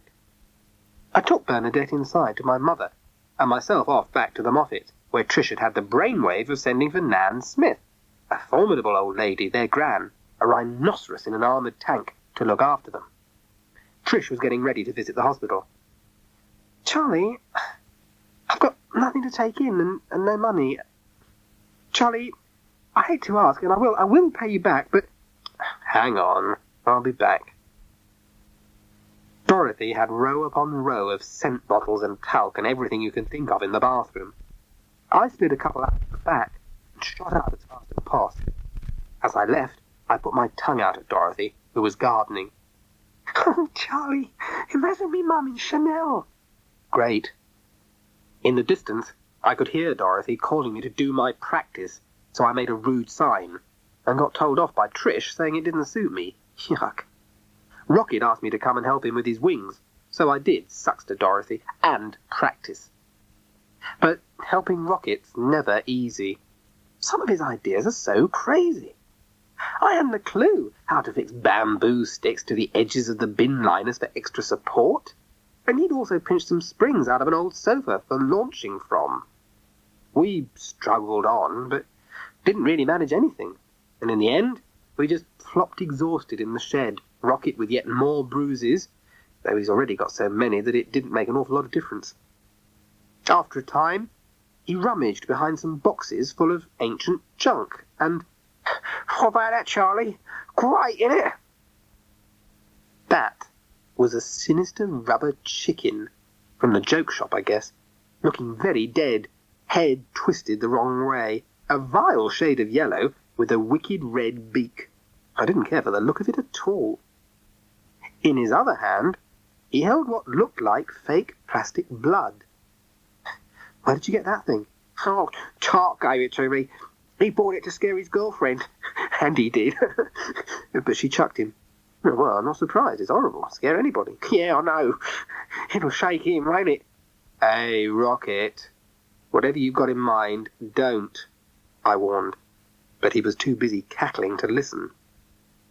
In the end, I gave up and went home, where my mother was waiting for me. "You were right, Charlie. She's really very good indeed. What am I going to do about her?" "Oh, don't ask me, Mum. I never know what to do." "But, Mum..." She smiled at me. "What, Charlie?" "I know the Moffats better than you do, and I'm not sure you've the time to get mixed up with them. They can be very... what's the word?" "I know the one you mean. Yes, I'll remember that. You see, they're great, really, and you get more and more... She nodded. I know. I wanted to go on talking to her, telling her about my friends, and... Have you done your practice yet? It is very important, you know. I felt flat and dreary. I went off to do my practice. I didn't try out any new ideas at the end. The house felt cold and grey. A scud of rain rattled on the window. Suddenly, I made up my mind. I would make my mother listen to me. I would tell her about the things that mattered to me. Tell her about the music I wrote, the little songs, my secret pop collection. I'd ask her for the... I wouldn't be secretive. I wouldn't be sly. I'd speak out and tell people things, like Trish always did. I'd say what I felt about that new school. Mum! Mum! I shouted. I hoped Dorothy had gone out. If I could get my mother on her own, we could really talk. Maybe I'd ask her about my dad. I hadn't done that for ages. Here, Charlie, called my mother from what Dorothy calls the drawing room, the big one at the front. She stood smiling at me, looking very pink and pretty. She's not really old, I thought. Not much older than Bonfire. Look who's here, Charlie, and who's brought me these beautiful flowers. So, you're always getting beautiful flowers. What's different about these? The man with her turned round and smiled at me. Hello, Charles, he said. It was Mr. Carter. Chapter 10. Laugh, and the class laughs with you, but you stay in after school alone.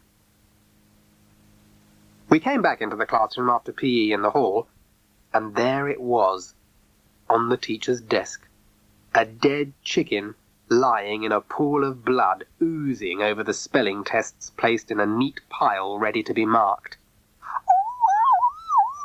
Screeched Sandra, above the rest of the cries, screams, laughs, and, oh no, I caught sight of Rocket's face grinning proudly at it, as if it had just won first prize in a chicken competition. Take that grin off your face and act surprised, I muttered to him, and he tried, but the grin kept breaking through. I wonder how it got there, he asked, not a bit convincingly. Yes, it's mine, he told Sandra proudly. What's all this then? Hurry up and settle, and don't all crowd my desk like that.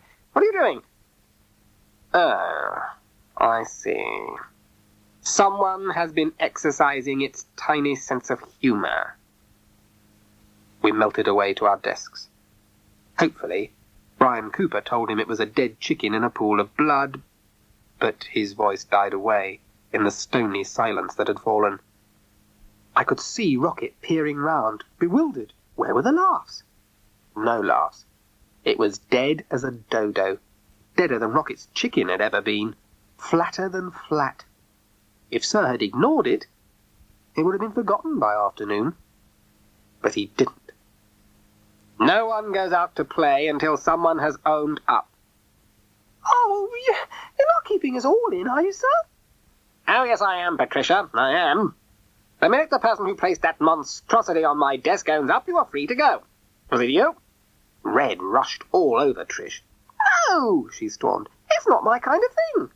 Was it you, Tam Lan? The thought of Tam placing it there was crazy. Sir made his way round the class. Break time passed quickly as he questioned us slowly, coming at last to Rocket, and I could see he'd suspected him all along. It was you, wasn't it? You're the only one stupid enough to do such a thing. I've half a mind to hang it round your neck for the rest of the day and see how you like it. You're albatross, like you're mine. Except you don't understand that, do you, Moffat? Right, the rest of you can go. You, stay where you are. They all evaporated at incredible speed, leaving Tam and Trish and me watching as he carried the chicken and held it above Rocket's head, arms outstretched so that he seemed a giant, miles high. Rocket tried to step away from him, but was caught, held. Trish broke. Let him go! She shouted, rushing at Mr. Carter and grabbing his arm. This doesn't concern you. Don't interfere. Your brother has done something stupid and must be punished. You said I was responsible for him, so punish me. Another set of lines. No, lines won't do this time. You're going to wear this, Moffat. It's just a joke, just a silly joke, she cried, shaking his arm, trying to get at the chicken. It doesn't matter. We played lots of jokes on Sir, and he didn't mind. He used to play some back on us. Mr. Carter lowered the chicken and turned from Rocket. I'm not a circus performer. I'm not a clown. It's not my job, and it's not my nature. You don't have to be a clown.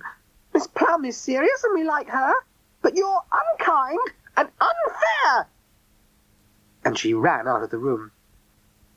Tam and I shuffled out awkwardly behind her, not looking at Mr. Carter. Rocket followed, an old, tired mop.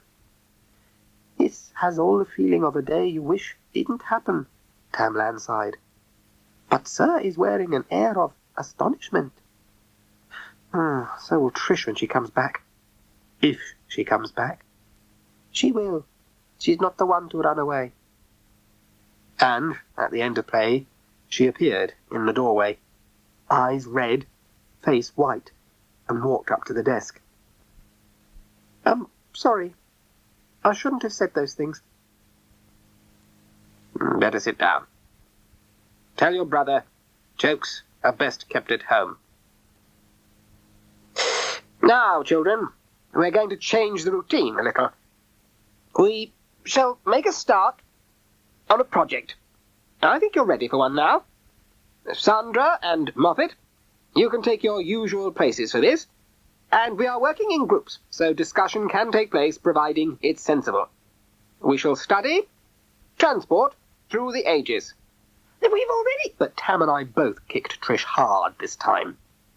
What the heck does it matter what we're doing as long as it's a change? I growled at her, as for the first time since Mr. Carter arrived, there was a babble in the classroom like old times. Later, we got together under the tree outside.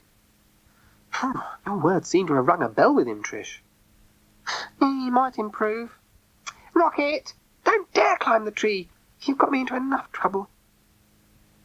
He said I didn't have to try tiny people, put in Sandra. Do you mean little women? That's it. Clever Trish.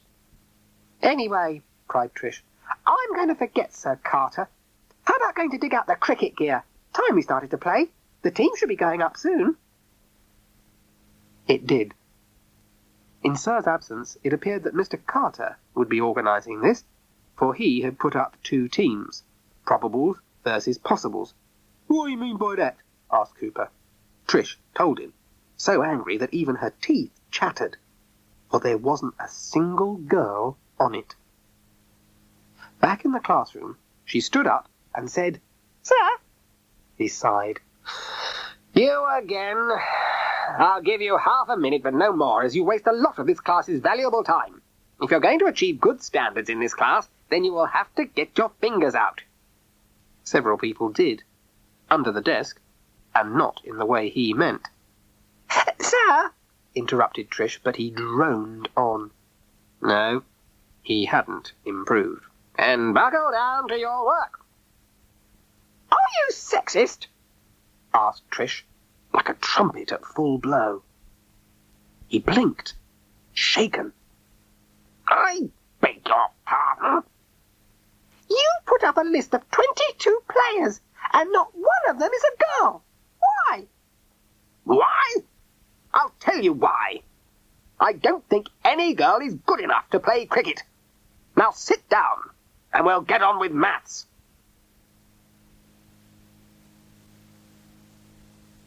Chapter 11.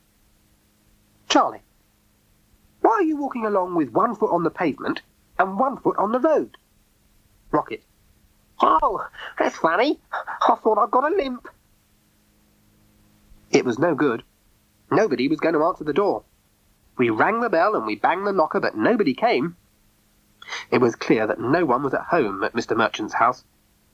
We stood on the front path, not knowing what to do. At last, someone came along and spoke to us. No good knocking. She's gone into hospital to have her baby, and he's gone with her. Then he's going to stay somewhere else with friends, as he still can't manage very well. Oh, sorry, I haven't got the address. We turned to go home again, Trish, Rocket and me, walking because we hadn't got enough money for the bus. I don't know what to do. I don't think I'd ever heard Trish say that before. I counted on talking to Sir, and it wouldn't have been like last time, as we have tried to give Garters a chance, and he's still... Her voice trailed off, and we walked in a dreary silence, until Rocket cried, "Look!" And there, on the pavement, lay a £5 note. He grabbed it in a jiffy. "Ha! Let's spend it now," he yelled. "Oh, no you don't," snapped Trish. "I think it belongs to that woman in front. I'm giving it to her." "Oh, no you're not," shouted Rocket. "Sometimes you're a bit much, Trish," I bellowed. But she was already running ahead, calling the woman in front to stop. She turned round, of course, as Trish explained, panting, waving at Rocket, who was trying to hide the £5 note behind his back. And this woman had a face like a hatchet. I thought she'd say we'd stolen it out of her pocket as she walked along, but no. "Good girl," she said, as Trish forced Rocket to hand over the note, pulling awful faces as he did so. "It's wonderful to meet honest children these days," she said. "So, I'll give you a reward." I hoped it was 50p at least. That wouldn't be bad. Rocket nodded his head up and down, shuffling his feet and waiting. "There you are. Go and spend that." And off she went, leaving us to peer at what was in Trish's hand. A 5p bit. "No, don't hit Trish," I said to Rocket. "The four-eyed git can't help being balmy. Has it occurred to you, Patricia, that the note probably didn't even belong to that woman in the first place? Women like her usually carry money in their purses, not loose in their pockets. She's probably laughing her head off, and here we are, with 5p between us. You have it, Rocket. Not much point in sharing it." "I'm sorry. I think you're probably right, Charlie. But my luck's right out at the moment." Then she straightened up, and her eyes began to swivel. "But I won't give up. I'll show 'em." "Who?" "Everybody!" she shouted at the top of her voice, causing a lot of people to turn round in astonishment. And at that moment a bus drew up alongside, and Rocket's bus driver friend looked out. "Jump on!" he cried. "We've only got 5p, Trish called up to him. "Oh, I'll treat you, gorgeous, and your horrible friends, only put that one," pointing at Rocket, "under the seat." I'll bite all the ankles then," he cried, grinning and running upstairs, laughing at his own joke, which caused several passengers to go downstairs for greater safety. "He called me gorgeous. Do you think I'm pretty, Charlie?" "No." "Do you think I'll be pretty when I'm older?" "How the heck do I know? Or care? And what do you want to be pretty for? Bernadette's pretty and she's a horrible little cow. You don't want to be like her, do you?" "She's pretty, and she sings better than me. And Toya likes her better than me. And so does my dad." "Oh, shut up. What does it matter? I don't care if I never lay eyes on her again. We've got enough to worry about with Sir Carter and his music." "His music. Why is it always his music? Why not our music?" "That's it. Charlie. Charlie, that's it. Cool it, Trish. Everyone's glaring at us. Being out with you two is like being out with a zoo. Oh, don't be so snobby and middle class. You said you had an idea. What is it?" "Not one idea, two. You, Charlie, will form a group to play our music, and I shall organise a girls' cricket 11 and beat the boys." We stayed outside, yakking for ages, Trish firing on all cylinders. At last I went in. My mother called out to me, "Come in, Charlie. Come in and join us." Dorothy brayed, "Everyone's dying to meet you." I went in warily. Mr. Schliemann was there, and some other people, big, old, grand, far away. And among them, smiling, raising a glass to me, stood Mr. Carter. Sorry." I turned and ran up the stairs, running away, and then threw up in the bog. "Oh, poor Charlie," said Hortense, wiping my face gently. It was that horrible fish we ate. Poor Charlie. Yeah, the fish, I muttered. It was the fish. Chapter 12. What happens to a flea when it gets angry? It goes hopping mad. Next day, I was sick again, so maybe it really was the fish after all. It was great to have a day away from school, which had been getting a bit much lately. I lay in bed and read in the morning, but by the afternoon I was okay, so I worked on my songs and had another go at the tree pattern, and I began to think I was getting somewhere, though nobody was going to like it except me, not that I cared. After tea, Trish and Rocket called to see how I was, but couldn't stay as they got to go to the hospital. I felt peaceful just thinking about my music, all that really matters, and I realised I was as bad as old Garters with my music. And at that moment the doorbell rang, and with it came an awful feeling of doom. And I was right. It was the man himself. I heard my mother's voice as the door closed behind him. I stared down at Hortense from the top of the stairs. "He has brought these grapes." You haven't. They choke me. The doorbell rang again. This time, 2 men entered. One of them, Mr. Schliemann, who nodded up and down in a moly fashion. "I speak they arrange with your maman about the future, no?" Hortense smiled. Yuck. I felt sick again. "Charlie, have you done your practice yet? Your proper practice, not the old bangings and crashings. Dorothy, she's so cross if you do not do your practice." And that's all anyone in this flipping house ever says to me. Not, "Are you all right? Are you happy? Is it okay, Charlie?" No, no, no, no, flipping no. All I am is an extra musical instrument round the place.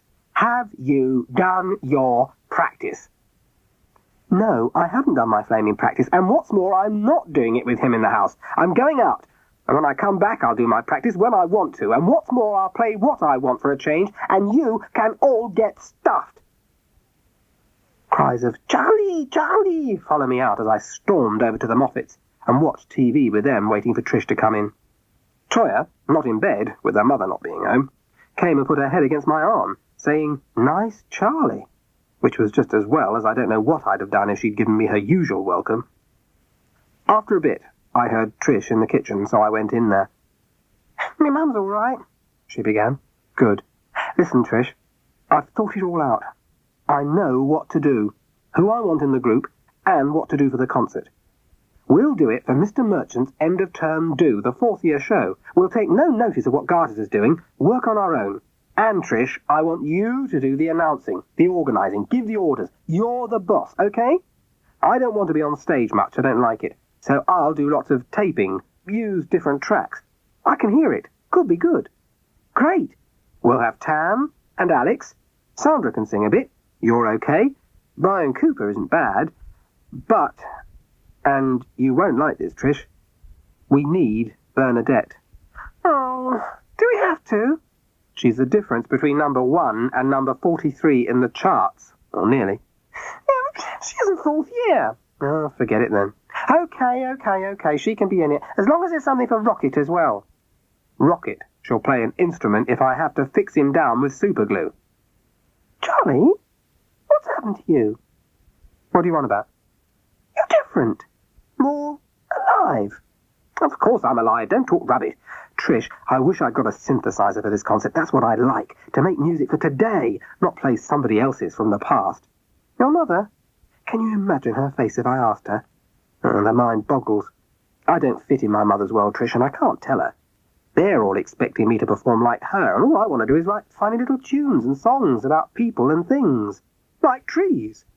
Like you and Rocket. I wrote tunes about you two, did you know? About me? Why didn't you tell me? Play it for me. Yeah, I will, sometime. Listen, Trish, but don't tell anybody. My dad wrote songs. I found some shoved, crumpled at the back of the piano stool, and I played them. And they made me feel great, different. So I knew who I was. Not Marion Forrest's son, who's never going to be like she is, because I just can't be. And I don't want to be. I'm like my dad. It's making the music that matters most. I wrote an accompaniment and backing for the songs, and then I started to do some of my own. But all I get at home is practice for the new school, where they'll just make me into another performer. Well, tell your mother. I can't talk to her. Couldn't you write songs and be a concert performer? There's no law against it. And it'd make your mother happy. Playing great works over and over isn't for me. It means more to me to catch the melody I'm looking for than play other people's masterpieces, even if my stuff is little and unimportant. I always think I could talk to my dad and tell him this, but I don't know where he is. And I know my mother would be disappointed because I think this is what he tried to do and he failed, while she made it. So everything's worked out for me to be like her. And Bernadette would say, Charlie's lucky, he's got it made. And so you have, Bernadette said, coming out of the shadows, for it had gone dark while we were talking. And you're dead lucky, and a fool. I know what to do if I was you. I'd grab everything going. She switched on the lights, and I turned to leave. There'd be trouble back at home. Trish followed me out. That sneaky little cat was listening all the time. Are you sure you want her in the group? What she's like doesn't alter the fact that she can sing. Oh, and Trish. Yes? Count me in on the cricket. To help you, I mean. I'm no good at it, and I'm a boy, but I'll score or something. Anything to put him down. I think you hate him nearly as much as I do. Yeah, but you're lucky. You don't have him at your house bringing flowers for your mother. Nobody's ever brought flowers for my mother, Charlie Lewis. Remember that. We got together under the big tree to sort out a group and a team. Trish finally got enough girls, though she had to kick Sandra into it because she didn't think her mother would like her playing cricket. Take your pick, said Trish. Either your mother or me, and I'm here right now. So Sandra agreed to play. Cricket would be practiced in the dinner hour, and the first meeting of the group would be at my house next week when my mother and Dorothy set off on a new tour. This time, I wasn't going to let Hortense keep anybody out. In the meantime, I'd get music and instruments and tapes ready. Walking home from school, if you told your mother, she might help, said Trish. More likely she'll tell Garters, I said gloomily. He's always round at our house now. Rocket stared at me. You mean, courting? I suppose you could call it that. You mean, he fancies her? Well, she's nice, your mum, but if she fancies him, yuck and double yuck. All the time he brings her flowers. Place is full of the blooming things. Smelly they are. What are you going to do? What can I do? He pretends he likes me. Brings me chocolates. I won't touch them. I'd rather take poison. Whoa, you bring them out to me, Charlie. I don't mind if they are his. Don't make any difference to the taste. My mother was to leave for Europe on Thursday, and the house would seem empty again after she'd been home for quite a while. She'd be back soon, she said, to finalise arrangements for the new school. After school on Wednesday, Bernadette came in once more to sing for her. What a lovely girl, she told me afterwards, so pretty and gentle. Gentle? She must be crazy, my mother. Bernadette was about as gentle as a razor blade. But then she also liked Dorothy, I supposed, and Mr. Carter. She just had no judgment, my mother. Hortense? Well, she wasn't so bad these days, ever since I called her a cow, which just goes to show people are crazy. After Bernadette had gone, Dorothy began moaning and grinding on about her coming in to sing. Why was my mother overstraining herself before an important tour, bothering with all these trivial people round here, when she should be taking care of herself and her career? No one is unimportant, Dorothy. I'm only trying to take care of you. You let people impose on you. Dorothy worked up her voice into a shriek. You owe something to your public, you know. I can't go on working for you if you don't cooperate. There are plenty of other people willing to work for me, said my mother. and her voice was the coldest thing I've ever heard. Dorothy rushed past Hortense and me in the hall where we'd both been listening. "Oh la la!" Hortense grinned, and I realized she didn't like Dorothy either. After a bit, I played for my mother, and she asked about a present, and I almost said synthesizer, but I didn't dare. And then I realized it wasn't me she was talking about. It was Bernadette. What did I think she'd like? A pretty dress? Bernadette would look lovely in a pretty dress, wouldn't she? She, my mother, really enjoyed buying pretty dresses. I always wished you'd had a sister, Charlie. I couldn't believe my ears. Rat poison. She'd love that, I said under my breath, and went off to find Rocket, forgetting he'd said he was visiting his mother. He didn't want to go. He hated hospitals, he said, so we hid till Trish and their dad had gone, though they called and called for him before they left. We were in our cleaning cupboard, and no one thought of looking there. Rocket wanted to be Tarzan, so I played a big ape and we had a scrap. Next, we got out the dustbin liner wings, and I stuck the polythene to his wrists and back with sellotape. It wasn't very satisfactory, but it would have to do. Fitting the springs onto his feet was much more difficult. In the end, he climbed on the shed roof. I sat behind him and tied the springs round and round with string. He stood up, wobbling like crazy. "Watch me fly, Charlie!" he cried, and launched himself off the shed. His screams were terrible. For an awful moment I thought he'd killed himself. What will Trish say, I thought. I scrambled down as fast as I could to where he lay on the ground, one foot twisted under in a peculiar fashion. Broken? What should I do? Stay there, Rocket, not that he was likely to go anywhere, the state he was in, and charged off to find somebody, anybody, and it happened to be Chaz. He carried Rocket inside, Rocket sobbing sadly. "Is he broken?" "Oh, I dunno. Twisted, I think. He'll live." "Dead stupid you are, Rocket, doing yourself up like this. You can't fly. People can't. They're the wrong shape." "I'll fix him up, Charlie, don't worry." Shaken, I went back home, wanting to talk to my mother for a kind of comfort, thinking I will be nice to her, even if she does like Bernadette, for she's going away in the morning. So I put my head round the music room door, and there, hand in hand on the sofa, listening to Mozart, were my mother in garters. I gulped, banged the door shut, and ran upstairs, where I put on the wildest rock at maximum volume, not caring who heard. Someone knocked on the door and tried to open it, but it was bolted. I heard Garters call out, "Come along, Charles, open up, don't be ridiculous." But I took no notice at all, just wound the music round and round me like a defensive force field, and stayed inside it. In the morning, she knocked on my door again. "Please let me in, Charlie. I've got to go now." I didn't answer. "Charlie? Goodbye. Charlie? We'll miss the train, come on. If he wants to sulk, let him," I heard Dorothy call. "Goodbye, Charlie. When I come back, we'll have a talk. I promise." When I was sure she'd gone, I unbolted the door. I slipped out of the house and ran to school without Trish and Rocket.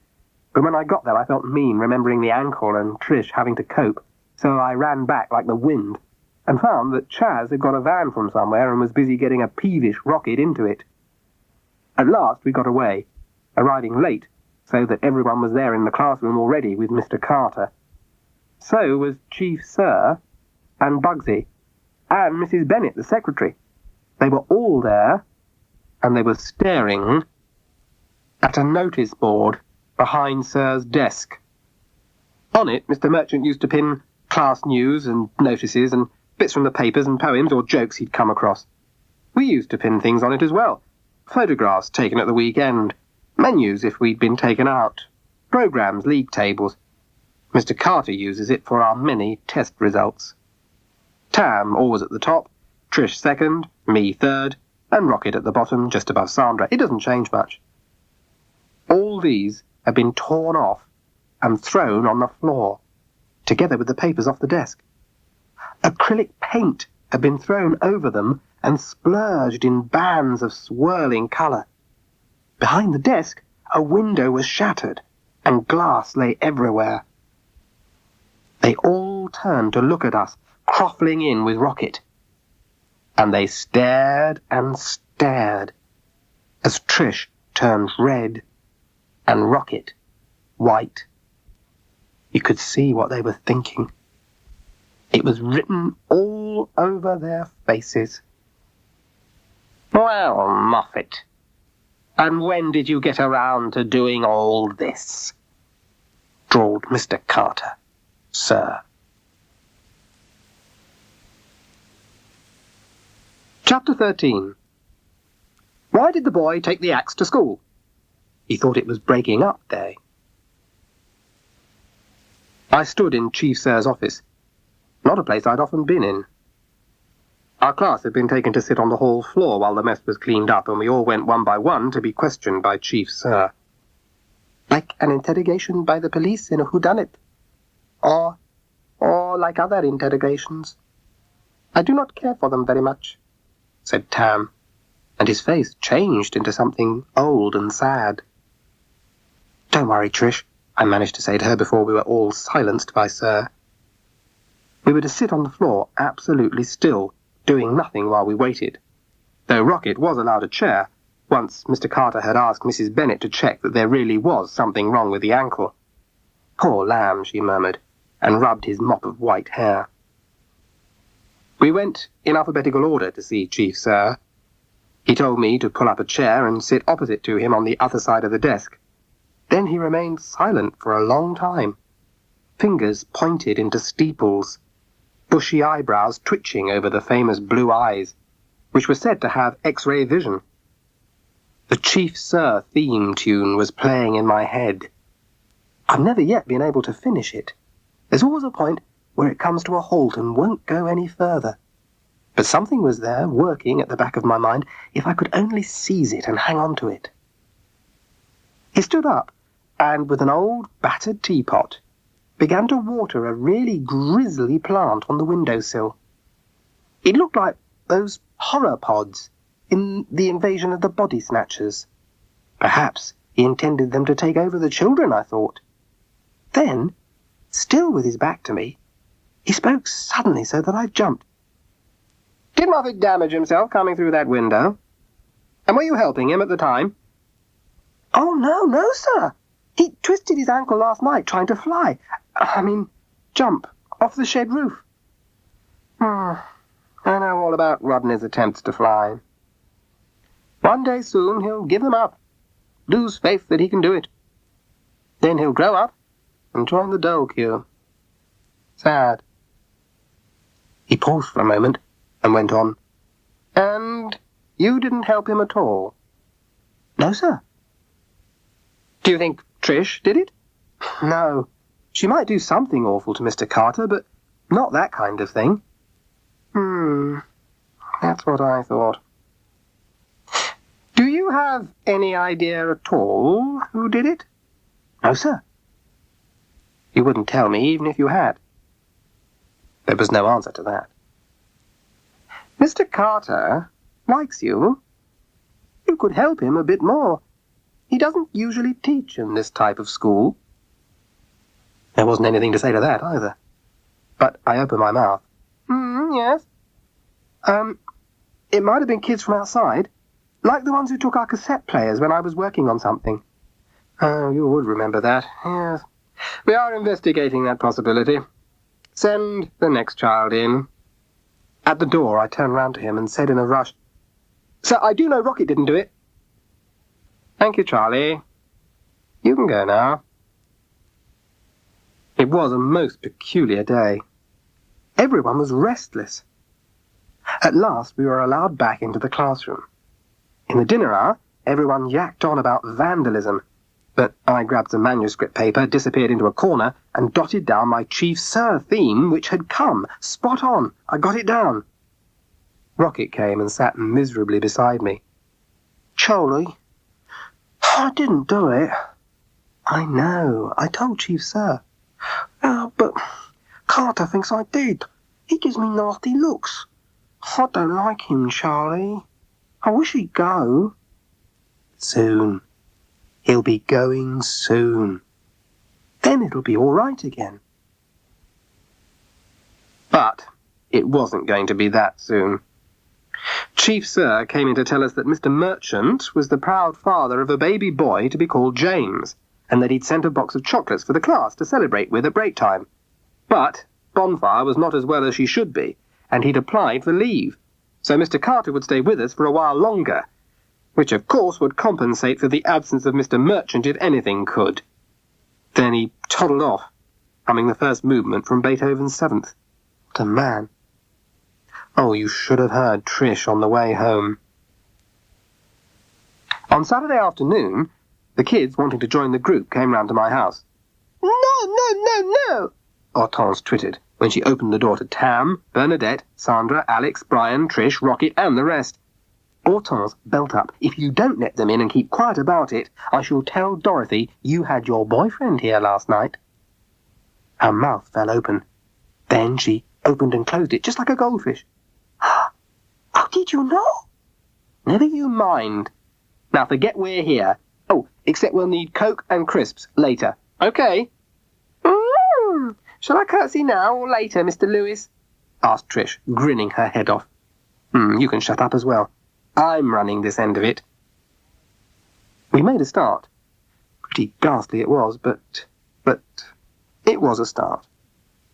On Monday, when we got to school, all the English workbooks, comprehension books, and the new and improved had been stuck together with superglue. So had Sir's book of graded spelling tests. Superglue had been splashed around very generously. What a laugh, grinned Brian Cooper. Wish I'd thought of it. We weren't laughing quite so much when we were told that once more we were going to see Chief Sir. I waited while he watered the body-snatching plant before he spoke. It's, always pleasant to have a little chat with you, Charlie. You're one of the few who don't look hurt and bewildered if I use a word of more than one syllable. Thank you, sir. How's your mother? Well, I trust. Probably my most remarkable pupil, though I also remember with a degree of affection the notorious bank robber who attended here. A very quietly spoken boy he was, much like yourself. Secretive, devious. You know that word? Yes, sir. He swirled round, and his voice was suddenly like the most rancid notes a guitar can make, setting every nerve on edge. What are you hiding? I was terrified. I'd heard about his anger, a school legend, but I'd never encountered it before. Nothing. I don't believe you. You know something, don't you? Who are you shielding? Nobody, I squeaked. Your friends? Patricia and Rodney, Rocket and Trish? You'd do anything for them, wouldn't you? Your only friends in the times you've been lonely. I nodded, trying not to cry. But it can't go on, you know. No one in this school is going to be victimized because of being different. Not even Charlie Lewis, a teacher. Send in the next child. All day we were quiet. Ghosts of children. But the following morning, Mr. Carter's immaculate tracksuit, PE kit, and training boots were found outside. It had been raining all night, and they were soaked. All possible privileges were cancelled.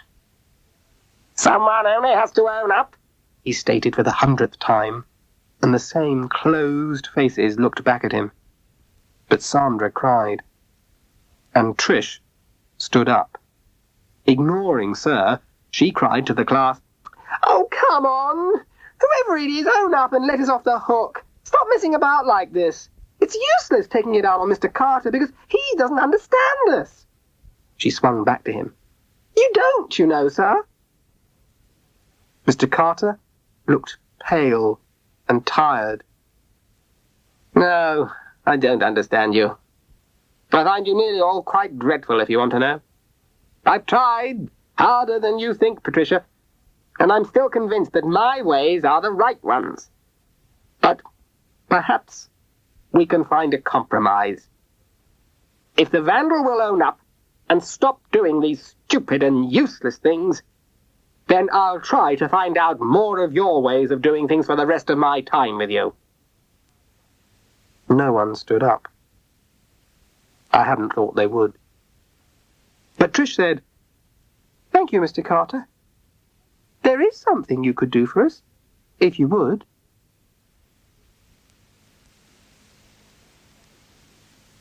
Chapter 14. Why did the Romans build straight roads? So the Britons couldn't hide round corners. The fourth year always had a terrific time in that last term with Mr. Merchant. Last year's made an encampment in the classroom, living it up, prehistoric style, for a week. Sir got the idea from a television series where a group of people lived in an Iron Age village for a year. That could hardly be managed at Cricklepit combined, but they wore skins and primitive clothes and made pots and weapons and drew cave pictures, and on the last day of the week visited the famous prehistoric cavern, 20 miles away, for their school trip. We hadn't done any of this. And that is what Trish explained to Mr. Carter, who sat poker-faced before stating that creating a prehistoric environment was beyond his capabilities, even if we did already possess some of the basic requirements. Here he glanced at Rocket, and Tam smiled his first smile for days. And so did Trish, at Mr. Carter for the first time. Trish's smile is like the sun coming up all in a rush, just like that. And he smiled back. Maybe it might not all have been so bad in class if she'd not taken a guinea in the first place. "Oh, no, it's not the camp bit, it's the trip. You see, it was all ordered and paid for last term, and now all our treats are to be taken away because of the vandal. We shan't get it, and it's jolly hard on the rest who didn't do anything, and we shan't be able to go later because it gets booked up. So, if you could ask if we could be let off for that, then we'd try harder at the singing and everything for you." He sat in silence and thought about it while we waited. At last, he spoke. "Yes, I'll do that." And a gasp went up, for we hadn't thought he would agree, and that Trish had been pushing it, as she often does, even to ask him. "But," he continued, "on condition that there's no more trouble between now and the day of the trip, and that you see your brother behaves." He could have left that last bit out. So there we were, climbing onto the coach with Miss Plum and her class, Mrs. Bennet, Mrs. Rowley the helper, and half a dozen mums, Mr. Carter in jeans all about, and Miss Plum in a T-shirt, giggle giggle nudge nudge. The sun had also arrived after days of rain, bringing warm weather. All the usual trip things. 3 on a seat, packed lunches, cans, gift money, cameras, radios, casual gear, piling into a seat with Trish and Rocket, ankle almost better now. But at the last minute, a most extraordinary sight.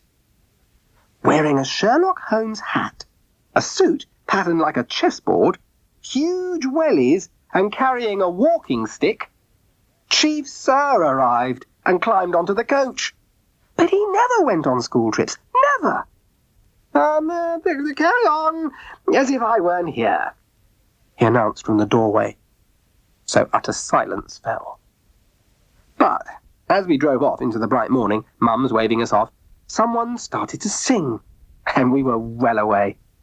Miss Plum stopped the sweet eaters, cleared up after Brian Cooper, who was sick, and it was just like always, deafening noise, a bumpy ride. As we climbed out, the heat hit us. "Gift shop first, then you might be able to pay some attention to the cavern," Miss Plum announced, being in charge. The 2 classes surged forward, taking the 3 assistants along with them. "I'd never believed it," I heard Mr. Carter say. "It's like a zoo." "Oh, they'll calm down," Chief Sir replied. I bought Hortense a scarf and a guidebook. I didn't feel like buying anything for my mother. Everyone gave her things. Remembering that, I went back to the counter and brought a sprig of lucky heather set in a brooch for Mrs. Moffat. I hoped she'd like it. Rocket had brought her something as well. "Do you like it, Charlie?" "But it's a dog collar. You haven't got a dog." "No, but my mum will love it. Good, isn't it?" At last the noise quietened down to the dark red silence of the cave, where the guides took over from the teachers and organised us into single files and orderliness. I stood beside Tam, separated from Trish and Rocket. Our guide droned on in his special voice. 100,000 years ago, the caves were used for shelter by prehistoric man. They were the first visitors. In the history of mankind, the records of this cavern go further back than any other cave.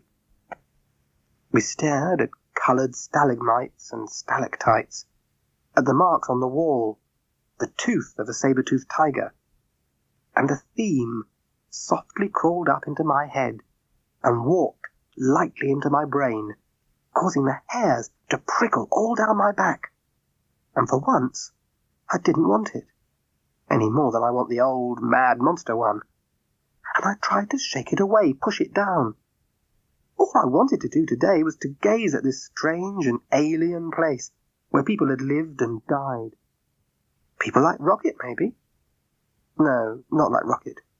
They'd have had to be like Trish to survive, or they'd all have perished from cold or hunger or disease or wild animals, and there'd be no us. No us. No us. I wished Sir had been with us. He'd have brought it all to life better than anyone, brought the men and women from the past into the present, now, made everything real. Whereas, more and more strongly, I felt that everything around me could vanish in a moment. The children, the guides, Chief Sir and Miss Plum, Mr. Carter and the mums, leaving only the great cave. And the hairs rose on my spine again, and the cave melody played in my head, stronger now, sure of itself, taking me over. "Rocket's gone," whispered Trish in my ear, slipping in beside me. "Can't be." "Well, he is." The long string of children looked at the guide and listened in the semi-gloom. "I've made my way all along, and he isn't with us," whispered Trish. "Please don't talk while I'm speaking," said the guide. Quietly, as the kids pushed forward to get a good view of the spectacular grotto now coming into sight, Trish and I stepped back and back till they had moved beyond us, and we were alone. I remembered seeing a narrower passage off to the right further back, not part of the main route followed by visitors. Now, out of sight of everybody, we ran back and into it, the music in my head playing fortissimo, demanding me to take notice of it. Listen, look at me, look at me, look at me. The passage turned, sloped rapidly, and came to a dead end, blocked at some time by a fall. There was no Rocket. We ran back into the main cave, and back again to a passage on the left, very narrow and low, with a notice saying, "No entry. Danger." We ran into it as the music screamed terror. The path branched into two, getting darker as we went further from the main path. "Which?" I asked. We'll take the right first," Trish said, and on we went, until ahead of us loomed absolute blackness. We stopped. I can't go on." "I've got to find him," said Trish, and she stepped forward, arms outstretched, and called, "Rocket! Rocket!" The cave re-echoed all around us. "Rocket! Rocket! Rocket!" as its theme roared through my head like the tide pounding up and down on the shore. "Come back or we're lost too! Trish! Trish! Trish! Trish! Trish!" The echo sounded on and on all around us, and she came back. "Let's fetch Chief, sir. Let's go back to them. Just the left-hand side, and then we go back, back, back, back." This one grew wider as it darkened, though not too dark to see Rocket, crouched against the side of the cave, head turned to the wall. We ran to him. "Come on, old chap, come." But he wouldn't stir. "Oh, Rocket," he whispered, and the cave whispered with him eerily. "Rocket, Rocket, Rocket, Rocket." "Trish, you'll have to get them. I'll stay here." She left like the wind, and I sat down beside him, while the music, triumphant now, thundered and surged in my head, bringing with it the long darkness of the cold nights, the wild hunting, the flames of the cave fires, and strange faces that came nearer and nearer, till I put my arms round Rocket and buried my face in his shaggy hair, while the sounds washed over and round me, drowning me. Chief Sir pulled me to my feet as Mr. Carter lifted up Rocket. "You should have checked them in advance," grumbled the guide. "We do get them like this, but not usually 2 at a time." "Nothing wrong with me," I muttered. "It's Rocket. He's got claustrophobia." "You've caused a disturbance," went on the guide, who seemed to have taken a particular dislike to Mr. Carter. "Sometimes I think you teachers just can't be bothered. This lad needs special care." He pointed at Rocket, hanging limply, held by Mr. Carter. "As for you, you young monkey, you shouldn't be running about everywhere. Girls ought to know better." He and Trish glared at each other. "You're unfair," complained Mr. Carter. "I've done my best with this kid, and if you want to know, this boy, Muffet, has caused me nothing but trouble from my first day. Yes, he needs care, all right. He causes chaos, disruption, vandalism, and now this." We made our way along towards the entrance, the cavern getting wider, the roof higher as we walked. And, occupied as they were with Rocket, I hoped they couldn't see how strange I felt, trying to reach daylight. For now, the music had almost taken over completely, cutting me off from everything else, leaving nothing of me as we went along, only sound, sound, sound, sound, sound. I couldn't bear it. I had to stop it.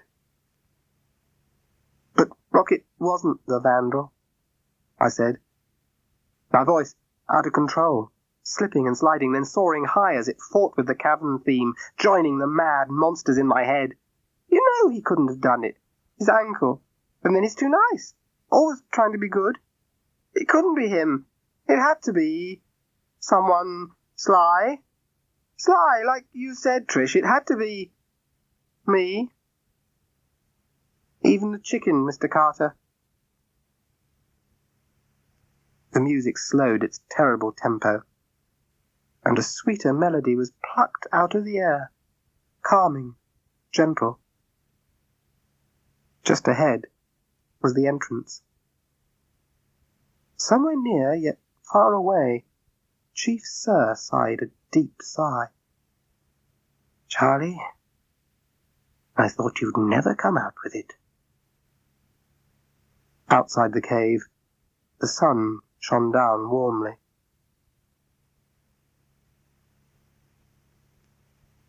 Chapter 15. The school band should be banned. Mr. Carter left at last. Mr. Merchant came back, and the end of term arrived. "Children, you have now reached the moment you've all been waiting for. No, not the moment when we all go home for the summer holidays, but finishing up time," said Mr. Merchant. We could hear him quite clearly from where we sat behind the stage curtains. "For here is the 4th year with a concert to send you on your way rejoicing. As you know, this offering is usually arranged by me, but since I've been conspicuous by my absence for most of this term, Trish Moffat is in control. She's much better at organising than I am, by the way. So let's welcome her, the 4th year, and Charlie's Rockets." It seemed that millions of hands clapped as we trembled. Then the curtains were drawn back, and there sat the school in front of us in the school hall, darkened, though it was afternoon, lit by coloured lights, a mirror ball and pin spots, and behind us the backcloth we'd made with spray and stencils, the stars and planets, Saturn with its rings, shining silver. Trish came on in pink satin, her hair floating and flaming. The 4th year, those not controlling curtains, props and lights, sat on cushions round the edge and back of the stage. And in the centre, Trish and Sandra, Alex on guitar, Tam the piano, Julia the drums. To the right, Rocket with the big cymbal, and to the far right, but next to him, where I could kick him if necessary, me with tapes and tracks. Chimes, bells, tambourines, and recorders had been distributed around. A piccolo, a tin whistle, and a mouth organ, the lot. We'd agreed to start with songs all the school would know, even the little ones. So we launched off with Trish and Sandra, the group warming themselves up, as I knew we'd be grisly at first, singing Yellow Bird, Bright Eyes, Lord of the Dance, Morning Has Broken, Fame, Lily the Pink, and All Around My Hat I Wear a Green Willow. The playing was terrible, but it didn't matter, as the school was singing so loud you couldn't hear much anyway, and it gave people time to stop feeling so nervous. I felt almost laid back by now, so I looked to see if I could spot anyone in the lighting, and there... oh no! I unlaid back very quickly, because sitting beside Chief Sir, centre middle, was, I felt sure, Mr. Carter. Oh, Lord. Still, it was too late now. He'd just have to put up with it. And there was an empty chair, I thought, on the other side of Chief Sir. Not fair. We weren't supposed to have guests to this concert, which was always for school only. For fourth years, goodbye. And the school was enjoying it, yelling their heads off. And I nudged Rocket, who slowly and ever so carefully, as I'd shown him how 100 times, started to bang his cymbals. Quietly at first, then crescendoing and reverberating as loud as thunder, till the music died down and the coloured lights went out. The white and silver lights came on, and I put on my first tape, extracts from Holt's Planet Suite, Jupiter, the bringer of jollity, and Mars, the bringer of war, that most frightening of music, almost as bad as my Mad Monsters. And now, for me, for all of us, this was nearly as terrifying as the music, as Rocket moved from his cymbal to the centre of the stage. The group alone began Police's Walking on the Moon, while Rocket, in a white suit covered with silver stars, did his extraordinary walk, dance, jump in the tiny amount of room left on the stage. For we had discovered that Rocket could change his usual mad movements into a kind of mime that went perfectly with the space music. Twice he'd fallen off the stage in rehearsal, and we nearly packed the whole space idea in when he tripped on Tam and almost knocked out Alex. "It's as good as flying," he cried, so we kept on with it, especially as he looked with his whitened face and wild hair like nothing ever seen on this planet. Next, he was the starman waiting in the sky, who'd like to come and meet us, but he thinks he'd blow our minds too true, Sarah had said when he watched him at rehearsal. Then, at last, he sat down safely by his cymbal, and we breathed again. And Alex and I sang Bowie's Space Oddity, with Alex as ground control, and me singing one of my favourite characters, Major Tom, floating in his tin can far above the moon, watching the blue planet Earth. We used everyone, all the sounds we could raise from all the instruments, a 4-track tape, and hand clapping. I felt great. And it was over too soon. And a rest with Pass the Duchy on the left-hand side, Muller Kintyre, and then Sandra and Trish with Ragged Coat. "And now," Trish said, "it's puzzle time. Charlie will play a tune, and you will guess who or what it is when the music stops. I don't mean Danny Boy or Humpty Dumpty. I mean something or somebody at our school." This was a gamble. It worked fine when we first tried it on our 4th year, but then they knew me. What the others would make of it, I couldn't be sure. If it didn't work, we'd move on to something else. I went to the piano to take Tam's place, looked at the audience, and saw my mother being taken by Mr. Merchant to the empty seat by Chief Sir. Oh, no. I thought she was in London. I sat down and hit the keys all wrong. For a minute, panic stations, run for the shadows, but no, there's really only one thing to do when you hit the wrong note, and that's hit the right one and carry on. So I played the sounds of feet walking into the hall, whispers, a hymn tune, and a prayer. "Assembly!" the kids roared. And breathe again, I thought, starting Match of the Day, running up the pitch, a goal being scored, and "Football!" they yelled. One of my favourites, Chief Sir, followed. Easy one, that. Then Mr. Merchant, Bugsy, Miss Plum, they got them all. Last of all, I took Rocket, and they roared his name, till he stood up and made a little bow. "Don't knock anything over," I prayed. "Two more oddities," Trish said. "One is Charlie's tree tune, which, when he first played it, sounded like the most horrible rubbish you'd ever heard in all your life. but he made us listen to it at every rehearsal, and now we all think it's great. You can hear it now, and we don't expect you to like it yet, but you will later. The other, I won't say anything about. It speaks for itself." I didn't expect the kids to like my tree tune, and I found I was playing it for my mother, who'd never heard it. I wanted her to like it, to know what it was all about, what I was all about. The applause was kind and polite, school doing the right thing. I didn't look at anyone, but moved to the next. Then I stood up suddenly. "It's nymphs and sheriffs," I said, using Rocket's name for it. The group joined in, and we threw nymphs and sheriffs up in the air, then down on the floor and danced on it, turned it upside down and inside out, jazzed it up, rocked it, played ragtime with it, funk, punk and disco, and put it to sleep. The applause this time was stupendous. And again, I didn't look at the audience, Mr. Carter. "And now, Top of the Pops," said Trish. And we played not for the grown-ups, but for the children, ending with our own Trish-Trash disco dance, with feet stamping and hands clapping all over the hall. And it was almost the end now. All those hours of work going so fast. We'd had the coloured lights and mirror ball for the pop music, but now, as the noise died down, the lights changed back to white and silver, as Alex played reggae, Running Away, Running Away. They were still clapping as Bernadette walked on. Trish had meant to say that Bernadette was a guest singer, for, as she wasn't fourth year, she shouldn't have been taking part in our concert. But in the end, she didn't say anything, for it seemed as natural for Bernadette to be there in the centre of the stage as for the sky to be above and the earth below.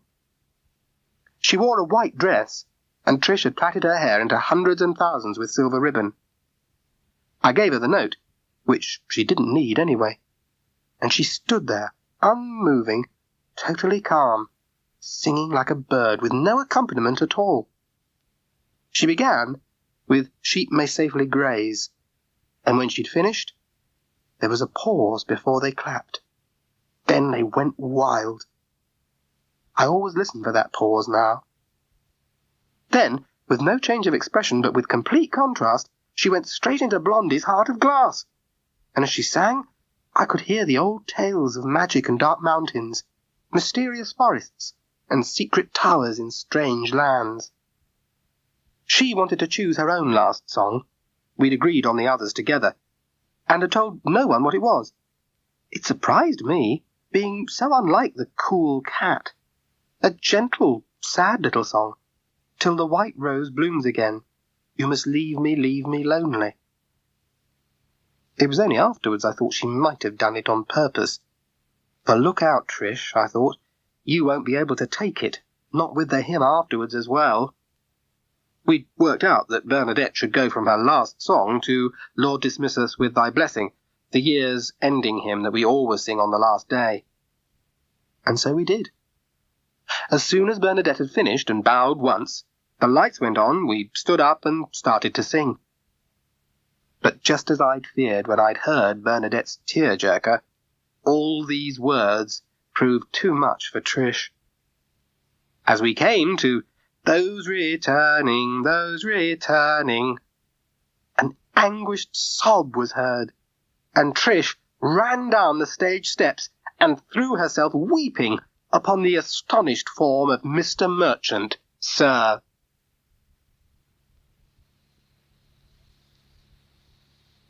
Chapter 16. Doctor, I feel like a sheet of music. I must make some notes for this. And here I sit at the window waiting for my dad to arrive any minute now. My mother has driven to the airport to meet him. Trish is reading in the corner and says she will push off when he comes.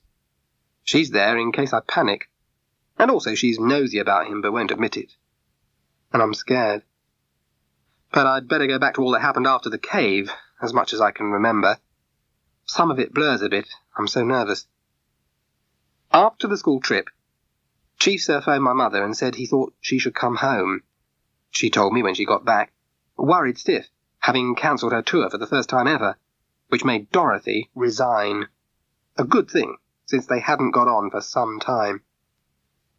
Chief Sir had told her, she said to me, that a conversation with her son might be a good idea. But it wasn't easy, as we were out of practice. But we did settle the main thing worrying me. No, she wasn't going to marry Garters. For one thing, she and my father had never divorced.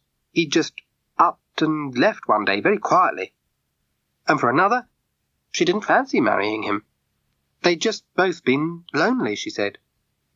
She'd grown to detest Dorothy, and he'd worried about his teaching with you monsters. But we're not monsters. Oh, no. Besides, she went on, with her lifestyle, galloping all over the place, marriage wasn't easy. Or looking after children either, she sighed. And she appeared to have messed up both. But what about Dad? I asked, stomach churning. He's doing well in Australia. I thought you knew. I'm going to write to him to visit us so we can sort out your future together, for it's too much for me on my own. Try letting me in on it. Oh, yes. Yes, Charlie. I didn't understand what you were like before. And you didn't help, did you? You didn't say anything. Just like your father.